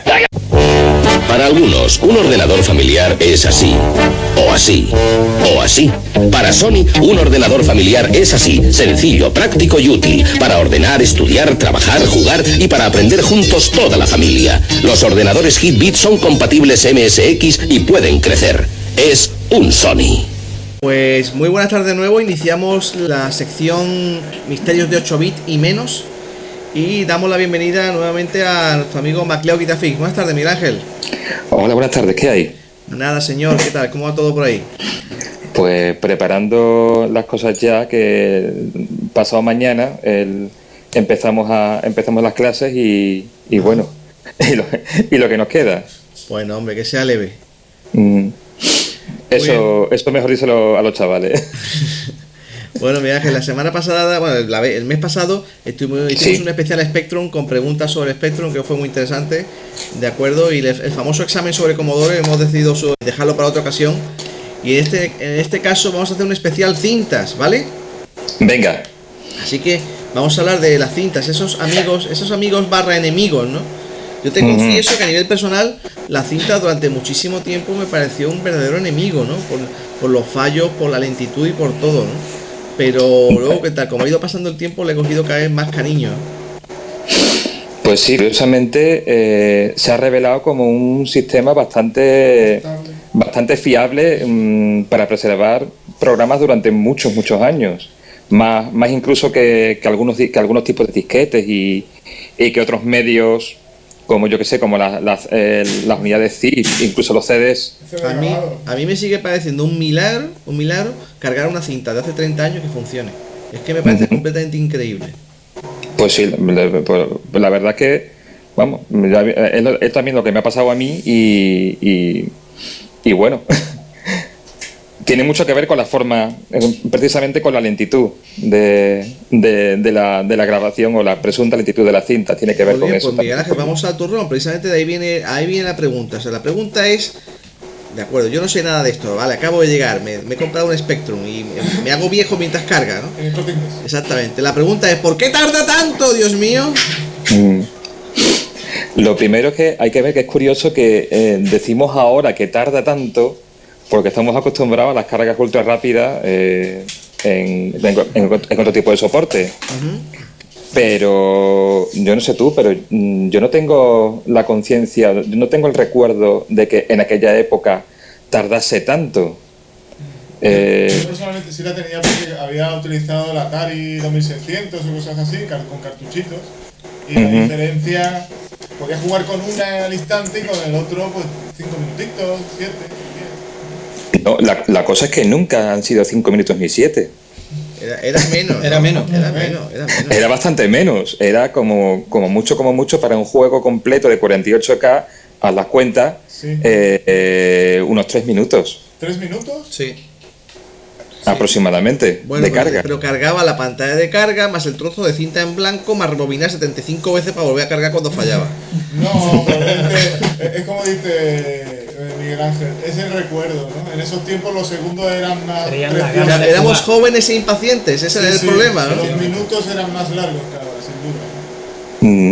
Bueno, la cosa que te digo yo, en mi recuerdo tardaba lo que tardaba, y como yo nunca conocí en aquella época ni disquetes, ni cartuchos, ni nada, lo que conocían eran las cintas, no conocía nada más rápido, ni siquiera conocía los cartuchos ROM del Spectrum, era pobre. Entonces no tenía nada con qué compararlo y por tanto para mí no había nada ni más rápido ni más lento, era como tenía que ser. ¿Esa lentitud de qué viene? Esa lentitud viene de hacer las cosas baratas. Hacer las cosas baratas significa que, y esto es una cosa que precisamente volvió mucho después en los PC, pero no me adelanto, viene de hacer que la CPU, que el procesador sea el encargado de hacerlo todo, incluyendo el escuchar el puerto de entrada de cinta, habitualmente un bit, y determinar simplemente leyendo ese bit, sin ningún tipo de referencia externa, ni reloj externo, ni nada, determinar, bueno, qué es lo que está pasando ahí. Entonces, eso supone bastante proceso, y para darle tiempo a un procesador no demasiado rápido a hacer ese proceso, los cambios en los niveles de la señal no pueden producirse tan rápido como uno quisiera, sino tiene que haber un tiempo determinado para eso, para que le dé tiempo al procesador a determinar qué está pasando ahí, si eso es un tono guía, si eso es un pulso de sincronismo, si eso puede ser un 1 o puede ser un 0, etc. ¿Cuántos pulsos de reloj entonces necesitaría para leer un bit? Un Spectrum, por ejemplo. Vamos a ver. Pues no tengo ahora mismo, de memoria no recuerdo. Así, una fecha. Bastantes, o sea, bueno, bastantes. Esa pregunta te la puede responder mejor Antonio Villena, de Cicode, alguno de estos que están superpuestos en temas de ultracargas. Yo la ultracarga más rápida que he hecho, no la he hecho usando la cinta, sino usando el puerto de joystick, en el cual, en lugar de tener un bit, tienes 4, con lo cual puedes cargar un byte en 2 tacadas, como quien dice. Pero bueno, ciñéndonos al tema. Entonces, perdona, al hilo de justamente lo que comentas, si la velocidad del micro es esencial para esa velocidad de carga, a más megahercios del procesador, más capacidad de velocidad de carga, ¿cierto? Cierto. Bien, entonces si tenemos un Commodore que no llega ni siquiera al megahercio y tenemos un Spectrum que se lo lleva de calle en velocidad, no se lo lleva de calle en velocidad. ¿Cómo que no? No, señor. El Z80, ¿cuánto iba a ser? ¿Cuántos megahercios? El Z80 va a 4 megahercios. Pues eso, claro. Pero la instrucción más rápida que hay en el Z80 ocupa 4 ciclos de reloj. Así que realmente a efectos de velocidad, y eso es una cosa que se ha discutido mucho en el campo de los procesadores de hace mucho tiempo. Es decir, tú podías tener, y era una de las cosas que se discutía en aquella época, aunque esto sea un poco saliendo del tema, tú tenías procesadores lentos, entre comillas, a 1 MHz o 2 MHz, como el 6510 o el 6809 al principio, y luego tenías el Z80 a 4 MHz, más rápido, pero es que resulta que por el método de fabricación el Z80 puede ser más rápido, sí, porque es que la ejecución de la instrucción se segmenta en más pasos. En este caso se segmenta en 4 pasos mínimo. Ajá. ¿Vale? Y entonces eso da pie a que puedas construirlo con una tecnología que permita una velocidad de reloj más alta, pero a costa de eso, de segmentar la ejecución en más pasos, con lo cual, habida cuenta que el Z80 no es un procesador pipeline, sino que hasta que una instrucción no empieza otra. Aunque bueno, en el Z80 resulta que mientras el último ciclo de la instrucción que está ejecutando ya empieza a ejecutarse la siguiente. Se podría decir que hay un pequeño pipeline, pero es mínimo, no es realmente un pipeline. Entonces, ¿qué pasa? Bueno, pues que resulta que el 6510, que tiene que va a 1 MHz, pues muchas de sus instrucciones tardan 1 o 2 ciclos de reloj. Entonces, en cuanto a instrucciones por segundo ejecutadas, resulta que están más o menos a la par. Entiendo. Oye, y te pregunto, al hilo, continuando con el tema central de la cinta, mi pregunta es la siguiente, entonces. Lo que soñábamos los usuarios incautos y jóvenes de aquella época, es decir, si consiguiese acelerar la velocidad del casete, ponerlo al doble de la velocidad, porque se podía, había opciones como los sistemas de dubbing que grababan a doble velocidad. ¿Podría cargar en el ordenador al doble de velocidad? Esa pregunta es muy buena, porque de hecho esa pregunta se le hicieron una gente que no me acuerdo del nombre de la compañía hace mucho tiempo, y la respuesta fue una grabadora que se llamaba Sprint, que era especial para el Spectrum. Esa grabadora, yo tengo una de ellas y además he puesto alguna peliculilla en YouTube viendo cómo funciona. Y bueno, esa es una grabadora, un grabador reproductor, que esencialmente reproduce una cinta normal y corriente a 4 veces su velocidad. Y tú escuchas, un jugador de los viejos tiempos, y aquello carga a 4 veces la velocidad del Spectrum. Y tú dices, bueno, entonces ¿por qué esto no puede funcionar en una grabadora convencional? El truco está en que la grabadora esta, el Sprint, tiene circuitería adicional que hace por hardware lo que el Spectrum, lo que las rutinas de la ronda de carga del Spectrum tienen que hacer por software. En concreto, el Sprint es capaz de medir directamente por hardware la longitud de un pulso y decirte directamente si ese pulso es un 0 o es un 1. Con lo cual todo el proceso se lo da ya terminado. Todo el proceso de averiguar dónde empiezan los pulsos y si son ceros o son unos, te lo ahorras. La rutina de carga es más corta, más rápida, más fiable incluso, porque donde pierde mucho la fiabilidad de una cinta y muchos de los errores de carga vienen del hecho de que el software tiene que estar midiendo el tiempo de un pulso, y si la velocidad de la cinta es un poquito más lenta, un poquito más rápida, porque hay problemas de arrastre con la propia cinta, o tienes un casete a pilas y está empezando a quedarse sin pilas, o cosas por el estilo, o ya la cinta está un poquito arrugada y tal, cualquier cosa que estropee el timing y le haga pensar al Spectrum o al ordenador que sea que eso es un 1 cuando debe ser un 0, bueno, pues eso da un error de cinta. Esto no pasa, o pasa muy poco con el Sprint, porque lo hace directamente en hardware. ¿Y eso dónde lo conectabas? ¿En la expansión? Sí, ¿verdad? Claro. ¿Es la única manera? Se conectaba al bus de expansión, y entonces tú escuchabas un ruido de carga por aquello de seguir teniendo un feedback auditivo de lo que estabas cargando, que es una cosa que siempre me ha mucho Spectrum, auditivo y visual.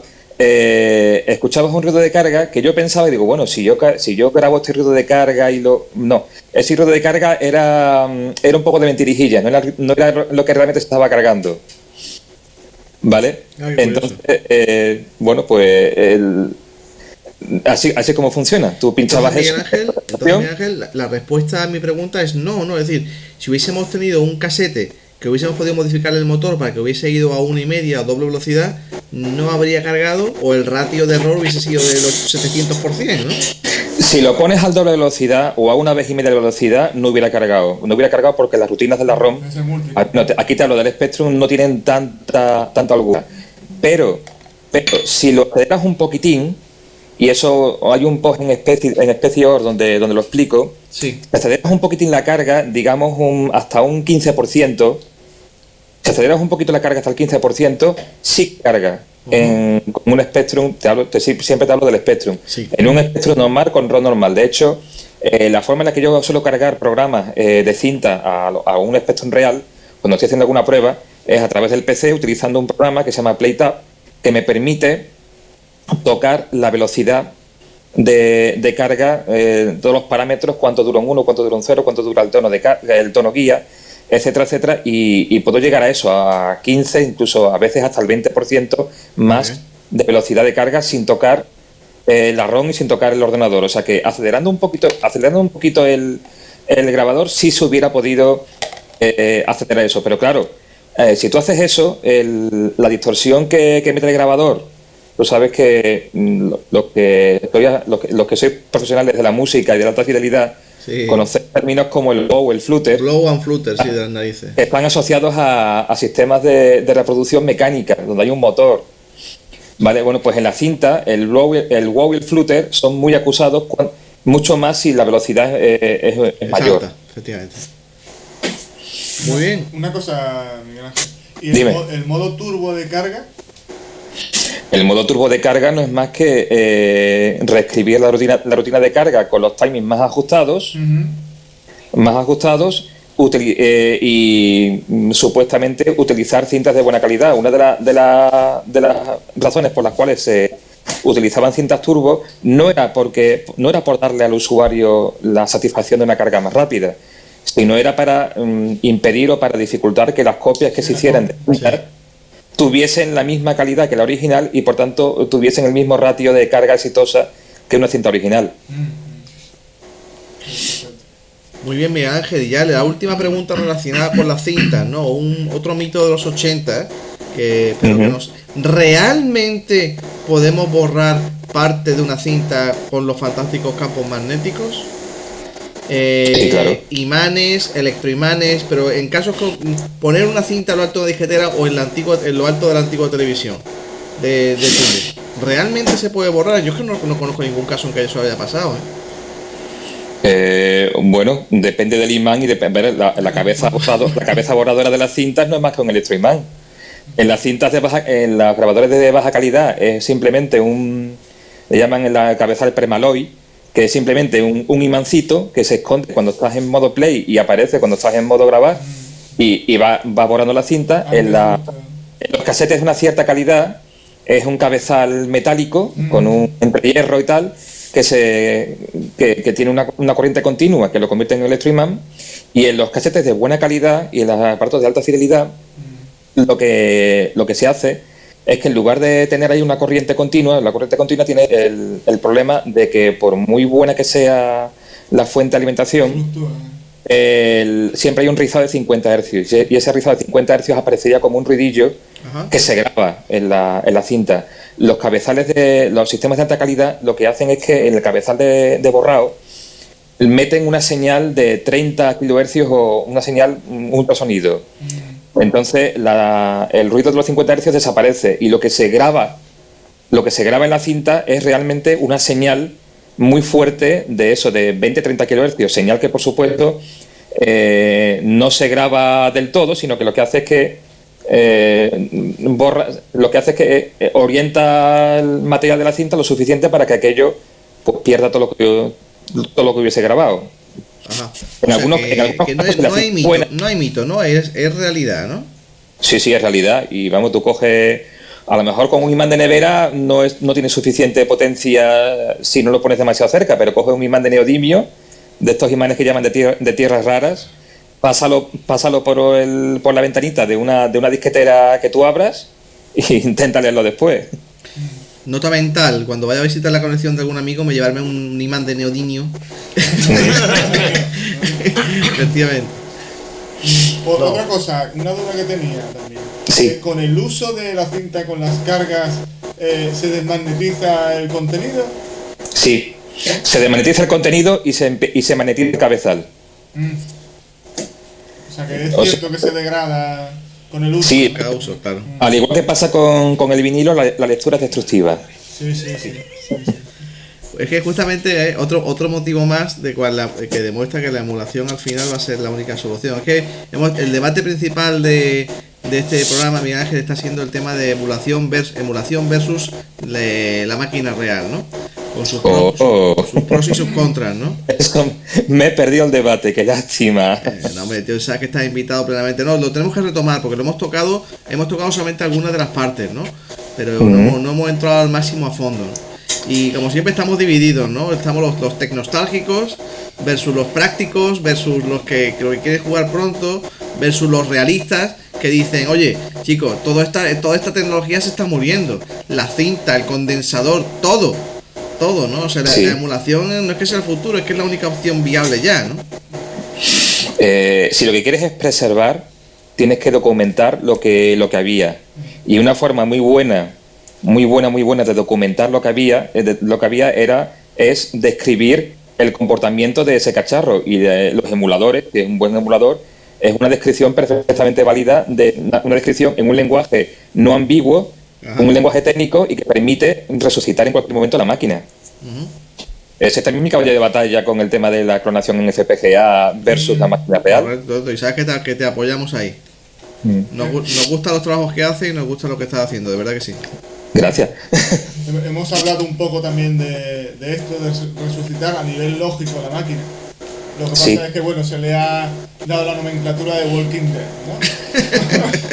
¿De qué? De zombie, de revivido, pero no de la misma manera.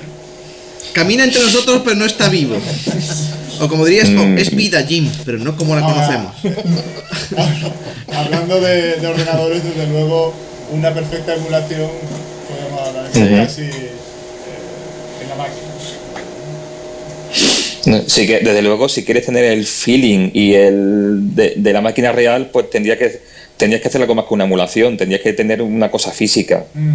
Está claro, o sea, el teclado en PC pues no va a ser igual que el teclado en gomas, y el ruido de las teclas de un dragón tan característico. Lo hemos comentado y el toque de muerto viviente que tienen las teclas de un gomas. Pues eso no lo vas a tener en otro teclado. Tengo un amigo que es un forofo de los teclados, y cuando le enseño los teclados de máquinas retro, bueno, pues claro, tienen un ruido y un tacto tan particular. Sí, es verdad. No siendo teclados precisamente buenos los que se hacían por aquella época, pero son característicos y son únicos. Entonces, si tú quieres, si alguien que no ha conocido aquello quieres mostrarle el 100% de lo que era aquello, pues necesitarías una máquina, o sea, necesitarías algo hecho con del mismo tipo de lo que se hacía antes, pero cuanto más tiempo pase, más difícil va a ser eso. O sea, totalmente. ¿dónde encuentras tú al final una todos fábrica emulados? ¿Dónde encuentras tú una fábrica alguien que te fabrique hoy día a un precio razonable teclados de dragón, por ejemplo? No existe. Bueno, quizá en España, que va a ser pronto la nueva China. Eso dicen. Bueno, Miguel Ángel, muchísimas gracias como siempre por pasarte por aquí a charlar con nosotros. Gracias a vosotros. Y de verdad contamos contigo para que vamos a ver la manera de que podamos tener uno o dos invitados durante el debate, de acuerdo, a ver cómo técnicamente podemos hacer lo que nos salga bien, con buena calidad de audio y demás. Ya organizaremos algo para la próxima. Tengo también algún invitado de Sevilla y algún otro amigo de Madrid que está deseando poder entrar. Así que vamos. No, yo tengo pendiente pasarme por allí un día, y ya tú sabes que además tengo mirado trenes y tal. Lo que pasa es que para ir está muy bien, para volver es lo jodido. Con perdón. Pues no vuelvas, quédate aquí pues, comprobando mis cintas. Miguel Ángel, muchísimas gracias por pasarte por aquí. Un saludo como siempre. Venga, hasta luego. Venga, hasta luego. Adiós. Primero estaba Diddy Kong, luego Diddy y Dixie, Dixie, Kitty, Mario y Yoshi. Vale, ya veo que comprendes. Entonces, ¿qué es tan importante ahora? Pues escucha, porque hay un nuevo dúo dinámico de los creadores de Donkey Kong Country y GoldenEye. Prepárate para intensas emociones y en Nintendo 64. Son Banjo-Kazooie, el dúo más enrollado, explosivo, trepidante, flipante, saltarín y bien avenido en un nuevo juego con tantos escalofríos, sustos, caídas que no podrás resistirte. ¿La historia? Trata de esto. Tutti, la hermana pequeña de Banjo, ha sido secuestrada por la horrible y malísima bruja Greenchild, que se ha llevado a Tutti porque es demasiado bonita. Parece que la brujona ha tramado este plan para absorber la belleza de Tutti con su super duper cacharro antiverrugoso. Vaya. En cualquier caso, la misión de Banjo y Kazooie es atravesar los 9 mundos misteriosos que hay en la guarida de Greenchild, descubrir sus movimientos secretos, combatir al mal e ir reuniendo piezas del puzzle y un montón de otras cosas que les ayudarán a devolver a Tutti a casa. ¿Asombrado? Mira, cada mundo tiene 10 piezas del puzzle escondidas en alguna parte. Estas piezas encajan en unos rompecabezas que se encuentran en la guarida de Greenchild. Entonces y solo entonces podréis avanzar a otro mundo. Bastante fácil, ¿no? No contéis con eso. Afortunadamente, en su batalla contra el mal, nuestros héroes pueden obtener ayuda de una serie de personajes diferentes. Como Mambo Jambo, con poderes mágicos para convertir a Banjo y Kazooie en toda clase de criaturas para que puedan hacer cosas e ir a sitios que antes no podían. Después está Bottles el Topo. Esta bestezuela de dientes de roedor es una caja de sorpresas que os ayudará a aprender nuevos movimientos para salir de situaciones problemáticas. También hay que reunir toda clase de objetos como notas musicales. Reuniendo los suficientes os podréis mover libremente por la guarida de Greenchild o Jinjo. Tenéis que encontrar 5 de estas encantadoras criaturillas en cada mundo para conseguir una pieza del rompecabezas. Y no olvidéis aprovisionaros de huevos, ya que os permitirán derrotar y expulsar a vuestros enemigos, además de las estatuillas doradas de Banjo, que os facilitarán la vida, plumas rojas para poder volar, plumas doradas para haceros invisibles y trozos de panal para acumular energía. Necesitaréis todas estas cosas y muchas más en el sitio al que vais, porque Banjo y Kazooie están a punto de visitar mundos muy extraños. ¡Probadlo! Muy bien, pues después de este bloque que hemos tenido, vamos ya a la última parte en la que vamos a charlar sobre un tema polémico relativamente, pero que me apetecía sacar, que es el de los juegos contados. ¿Qué son los juegos contados? Los juegos contados son aquellos que viene tu amigo a casa y te dice: he jugado un juego increíble, que no vea, no sé cuánto. Tú con tu disquete vacío, cópiamelo otra vez. No, porque es que es de americano y no funciona. ¿Cómo? ¿Qué rollo me está contando, no? Total, hay amigos, o te venía información en los 80, cuando no había internet ni había nada de eso, te llegaba información de los juegos, ¿no? Y esa información te llegaba muchas veces mediante amigos que te contaban cómo eran los juegos, lo habían visto en algún sitio, en otro, y luego te encontrabas con gigantescas decepciones, ¿no? Por no contar las decepciones de los medios de comunicación de la época, todos comprados, claro, que te contaban cómo iba a ser un juego y luego era completamente diferente. A eso se le llamó mucho después hype. Pero en aquella época lo llamábamos me han intimado, ¿no? Que era bastante diferente, ¿no? También está la otra parte, ¿no? Que en alguna ocasión hemos contado nosotros juegos y quizás lo hemos contado pues un poquito mejor de lo que eran, ¿no? Yo, si me permitís que arranque, quiero contar una historia que pasó allá en los 90. Yo tenía la amiga y había un chaval allí en el aeropuerto donde yo estaba trabajando, un chaval estupendo que tenía un PC, vamos, de la época se había gastado pues tranquilamente su medio millón de pelas con su tarjeta de audio y tal, ¿no? Y me dice, ¿qué juego me recomienda que me compre para jugar y explotar al máximo el PC, ¿no? Y yo dije, si con el PC que te has comprado, con el pastón que te ha costado, cómprate inmediatamente el Frontier, que es la continuación de la Elite. La continuación de la Elite. Y le dice, pero ¿de qué va? Y dice, es un juego y es el juego más abierto. Eso, tú tienes galaxias, puedes ir a planetas, visitar sitios, puedes ser un pirata espacial, puedes ser un comerciante, puedes dedicarte a una vida bohemia de naves y misiles, ¿no? Y puedes llevar esclavos y armas y la policía te persigue, puedes ser buscado en galaxias. Y el tío, pero yo quiero eso inmediatamente. Total, se lo compra. Dice, esta tarde voy a Corte Inglés a comprármelo. Vale, digo, a esos grandes almacenes a comprármelo. Total, me cambiaron de turno y lo vi a la semana siguiente.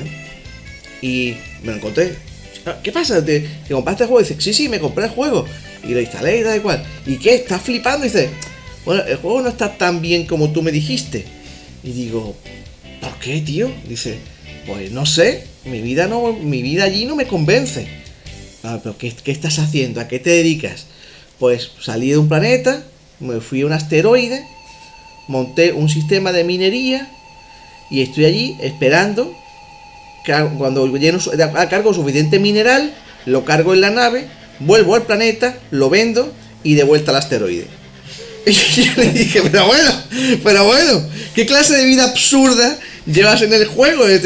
Para eso es como un trabajo, ¿no? Exactamente lo mismo que un trabajo, ¿no? Y además tardaba, claro, imagínate, tenía un sistema de minería patético y estaba horas con el ordenador encendido, puesto allí, sacando mineral del Eso sitio, me ¿no? parecen a mí los juegos masivos de ahora, por internet. Algo hay, pero aquello, a él, fíjate, es curioso, ¿no?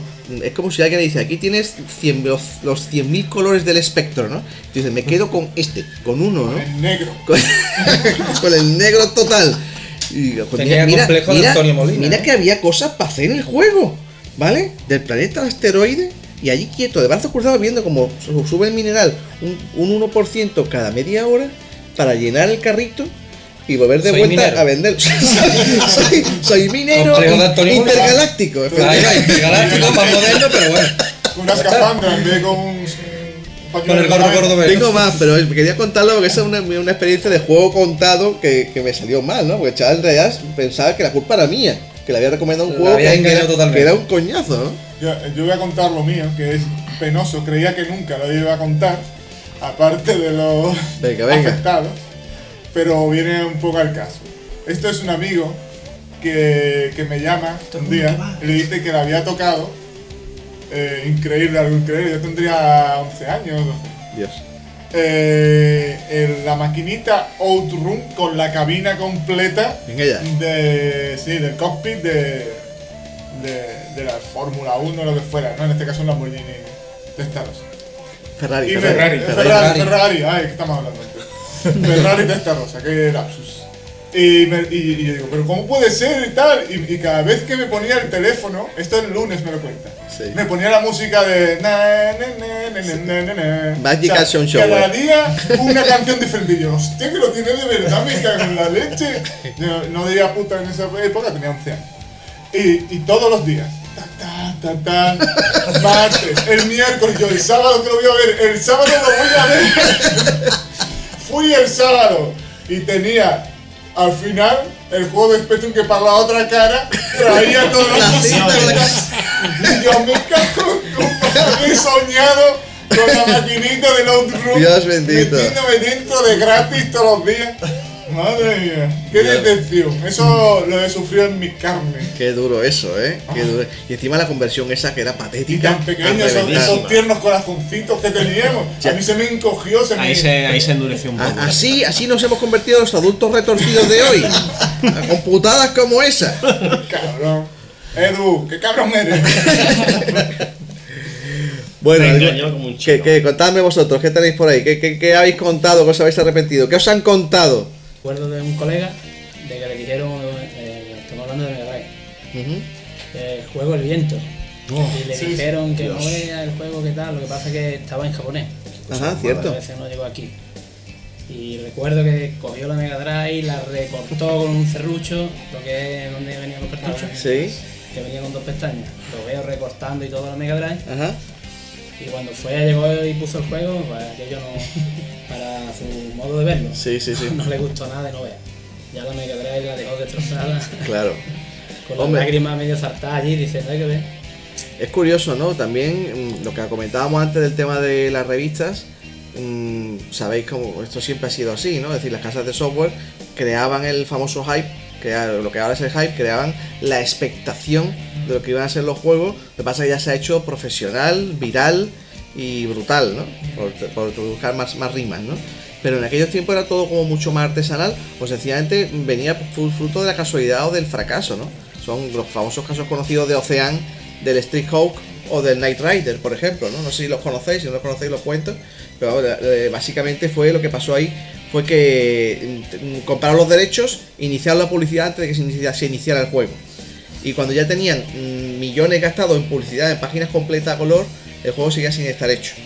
y al final sacaron los juegos y los dos juegos son considerados de las mayores porquerías de todos los tiempos, ¿no? Sí. Exacto, era lo típico, ¿no? Que te llamaba un amigo y te decía, tengo ya, no te llamaba, ¿no? Te veía, ¿no? O te llamaba al fijo, te decía, me han pasado la cinta del Knight Rider, pero no carga, ¿no? Y luego sí, que no estaba, ¿no? Hasta tardó más de casi 2 años en salir, después de la publicidad. Hombre, antes se utilizaba un poco así, pero estabas avisado, o sea, cogías un cartucho de la 2600 y tú te fiabas un poco por la portada espectacular que te ponían a veces, ¿no? Y el juego obviamente no pasaban de algunos píxeles moviéndose de manera acertada en la pantalla. Cierto. Pero en el Spectrum igual, o sea, cualquier juego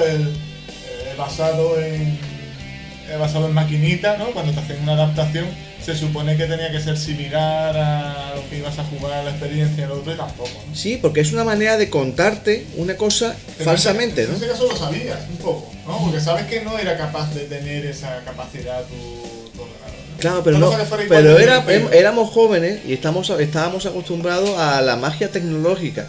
Es una cosa que explicábamos en uno de los programas, es decir, te daban 10 disquetes de lo último y ahí podía ver cualquier cosa, o sea, cosas alucinantes completamente. Y ahora te dicen, oye, no quiero que me pase CD, no quiero nada, no sé que nada me va a impresionar. Sin embargo, la magia tecnológica todavía la creíamos. Te decían, hombre, recuerdo un caso famosísimo que hubo en la revista, en una revista inglesa, que en un famoso April Fool, lo que para ellos es en nuestro 28 de diciembre, el Día de los Inocentes, sacaron un programa, hicieron un anuncio que se llamaba The Amulator. The Amulator era un cartucho para Commodore 64 en el cual habían conseguido clonar los chips especiales, el Paula, el Agnus, el Denise de la Amiga, y funcionaban las cosas de la Amiga del Commodore 64, ¿vale? Y claro, pusieron un número falso y que la gente quemó el número falso pidiéndolo, ¿de acuerdo?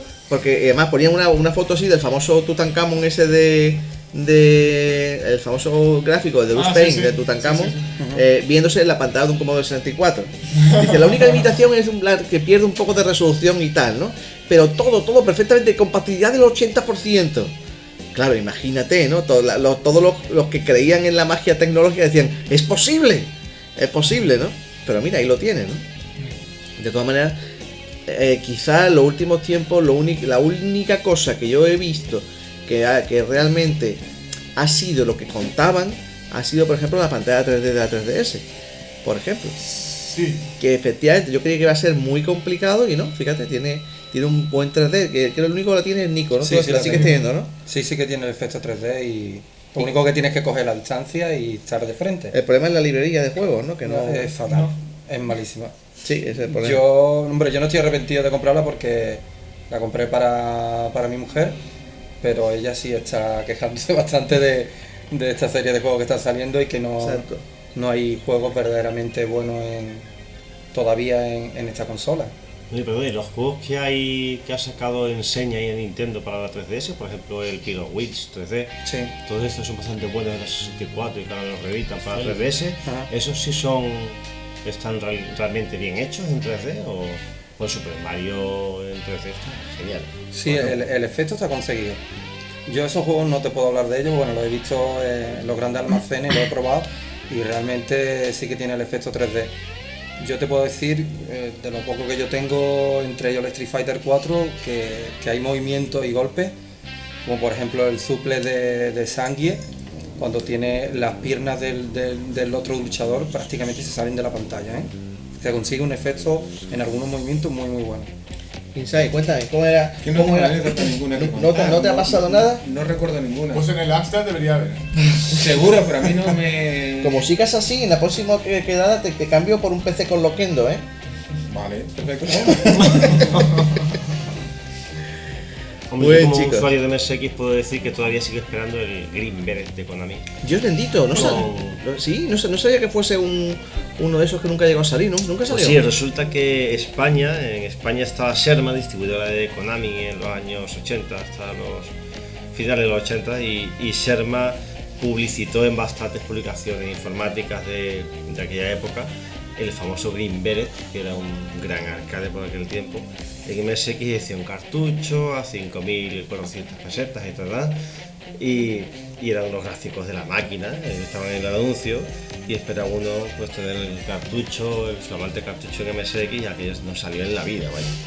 Por faltas de acuerdo con Konami Japón, con Konami Londres, porque Londres la versión que sacó para los 8 bits en cassette, pues era bastante deficiente en calidad respecto a la publicación nipona del arcade, y entonces bueno, todo eso generó una serie de marketing que al final se quedó de borrajas, y así en muchas compañías. Sí, un día tenemos que dedicarnos a bluff concretos de cosas que se anunciaban para nuestras máquinas y nunca salieron, o cosas realmente que podían haber salido, se hicieron la publicidad y nunca salió. Pero hay un tema que propusieron el otro día que me gustaría tocar con vosotros, que creo que es interesante y hemos estado charlando antes off the record. Eso es el tema de las técnicas para arrancar un juego, cinta o cartucho que se resiste, ¿no? Yo estábamos comentando aquí, por ejemplo, yo contaba mi truco consistía en salir de la habitación. Había que salir de la habitación. Y el juego, le dabas, cuando salía que ya había encontrado el juego, salías de la habitación y te quedabas fuera esperando que sonase la música de que ya había terminado. No la música de mientras cargaba, cosas de Commodore, ¿no? Y no el sonido del clic, se acaba la cinta y no suena nada. Eso sí. Era muy mala señal, ¿eh? Esa es malísima señal. Pero ese truco que cuentas, yo lo sigo haciendo hoy en día. ¿Lo sigues haciendo? Sí, pongo a cargar un juego y me voy a sacar al perro. Y a la media la vuelvo. Si escucho musiquita, bien. Si no escucho nada... Claro. Por eso parecen más largos también los tiempos de carga, ¿no? Sí, porque aprovechabas para hacer cosas. Que sí.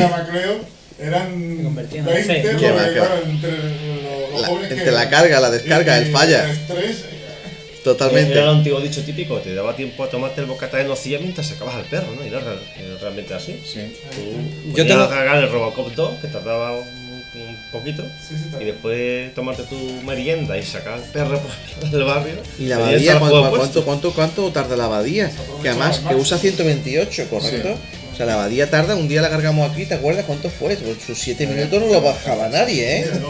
Vamos, da tiempo a tomarte el bocadillo de perro, a sacar la nocilla, todo eso. Yo también tengo la cosa esa de que tardaban muchísimo más las cintas, y cuando empecé a cargar otra vez de nuevo, digo, bueno, vamos a medir las cargas, digo, tío, esto no es para tanto, ¿no? Yo creía que esto eran 10-15 minutos y realmente te pones a medir y estamos hablando de entre 1 minuto y 3 o 4 minutos. Son 48K a una velocidad de 3 minutos. Bueno, no estamos hablando de 48K, estamos hablando de que hay juegos también que al principio del 82, del 83 eran 16 y 17K de juego, ¿eh? Eso son un minuto. Pero ¿sabes lo que ayuda? Que no haya barra de progreso. Ayuda mucho. Otra cosa es que hablemos de los multicargas, ¿eh? Tener un juego multicarga es una pesadilla. Pero otro truco que yo tenía, por ejemplo, era no mirar la pantalla. Ese era el paso anterior a salirme de la habitación. Sí, pero tú tienes que reconocer que los usuarios de Commodore somos más fetichistas con esto de la cinta por el tema de la carga, de la pantallita y la música. La pantalla, la música. Sí había algo, ¿no? Mucho, había mucho. O sea, y había juegos que yo paraba, rebobinaba y lo volvía a cargar para volver a escuchar la música de carga, que solamente sonaba durante la carga. Sobre todo las Ocean, ¿no? Sí. Las Ocean era... Las Ocean, por ejemplo, la música de carga de Green Bay, por ejemplo, es alucinante, y como otros tantos, ¿no? Entonces realmente disfrutaba, o el Sansion, por ejemplo, tiene una música de carga que solamente suena durante la carga, que es increíble, o el Delta, todos los de Thalamus, que es una absoluta pasada, ¿no? El que tenga Spectrum ya sabe, ¿no? El esperar viendo la pantalla primero, o poner el atributo, o sea, el color de fondo, el background, el foreground. Correcto. Y al final el éxtasis de cuando mete ya el ATTR, ¿no? El atributo a todos los cuadritos. Exacto. Eso es afinalizado. ¿Y los cartuchos qué tal? Como aparte de la basura que se acumula, nadie sabe de dónde, ¿tenía algún truco? Bueno, yo quería hablar uno de Action, que era meterle una pesetita debajo de la cinta para variar la altura del cabezazo. Tiene que estar tocando el azimut, que al final estaba el azimut reventado. Ponerle un duro ya era mucho gastar. Es que no cerraba. No cerraba. No, con el duro es que no cerraba la tapa.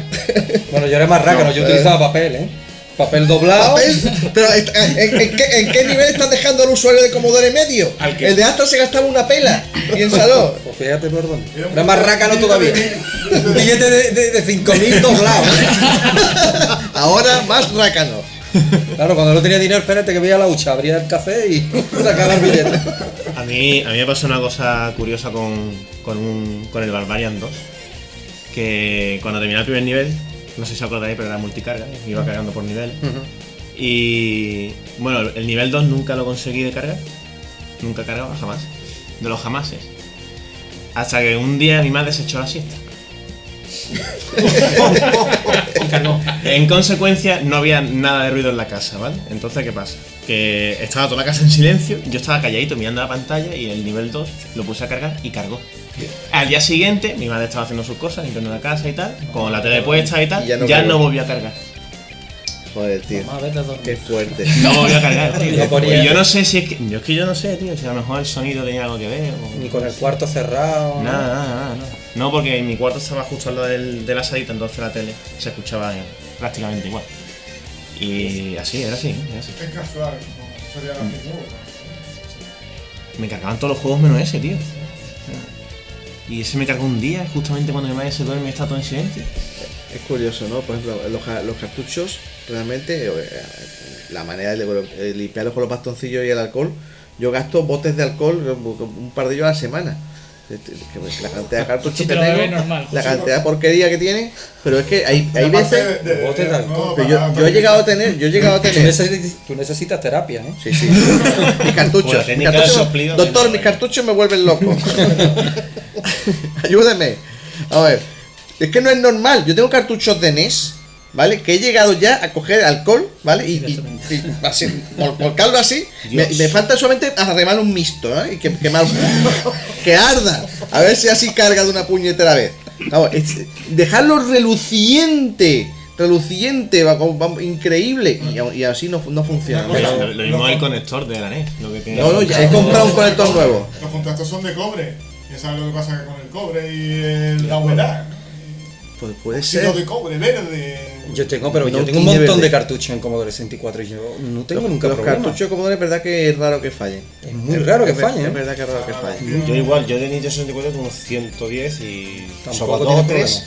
Y si lateralmente lo inclinas un poquito, si te cae. O sea, es que tú fíjate que ahí se ha dado. Perdón, disculpa, no quería interrumpirte. No, únicamente que yo, según he leído en foros y tal, es un poco agresivo meterle asiduamente alcohol a los contactos de cobre. Entonces te lo gastas, se come el metal. Entonces limpiarlo en vez de con alcohol, limpiarlo con algo humedecido muy poquito y secarlo bien y suele funcionar. Entonces estamos hablando que el cartucho tampoco es un sistema que va a dar. Si me estás sugiriendo que le sople, más vale que me compre una botella de 700 litros de aire comprimido. Que el alcohol es más agresivo. No, te creo, pero ya mis cartuchos son adictos al alcohol. Con Nico, que los de 64 están hechos muy... Pero si hemos dado un paso atrás, macho, ¿cómo fue que al principio los cartuchos de Atari 2600 tienen las pistas protegidas por una placa que se abre al introducirlo y a partir de ahí a tomar por saco? O sea, todas las placas al aire. Ahorro de coste. Vale, de acuerdo, pero es mucho más barato dos muellecitos y una plaquita de plástico. Sencillo, o sea, a partir de ahí ningún cartucho tiene las placas protegidas que yo sepa. Es que eso era para que te compraras el siguiente a los 5 años. ¿Cómo? Para que te compraras otra vez a los 5 años. Bueno, supongo, ¿no? Pero es curioso, ¿no? Atari, que ese sistema que es perfecto con la placa perfectamente protegida y nadie más que yo sepa lo ha vuelto a poner. No sé si el cartucho del dragón. Los cartuchos de NES. Yo tengo cartuchos de dragón. ¿Sí? Los de Super NES tienen una plaquita intermedia también. No, los de Super NES tienen la placa a la vista. Sí. Tampoco te lo garantizo. Hay unos cartuchos que tenían la plaquita. Muy bien, familia. Pues con esto, si a lo que tengáis alguna cosa que contar, terminamos la ronda de hoy. ¿Sí? Pues nada, muchísimas gracias por escucharnos. Ya sabéis que intentaremos que todos los días uno tengáis el podcast ahí subido. Y recordad siempre que agradecemos muchísimo vuestros comentarios en la página web www.retroentroamigos.com, en nuestro grupo de Facebook, por Twitter y por iVoox, por supuesto. Muy bien, familia, hasta otro día. Hasta luego. Adiós.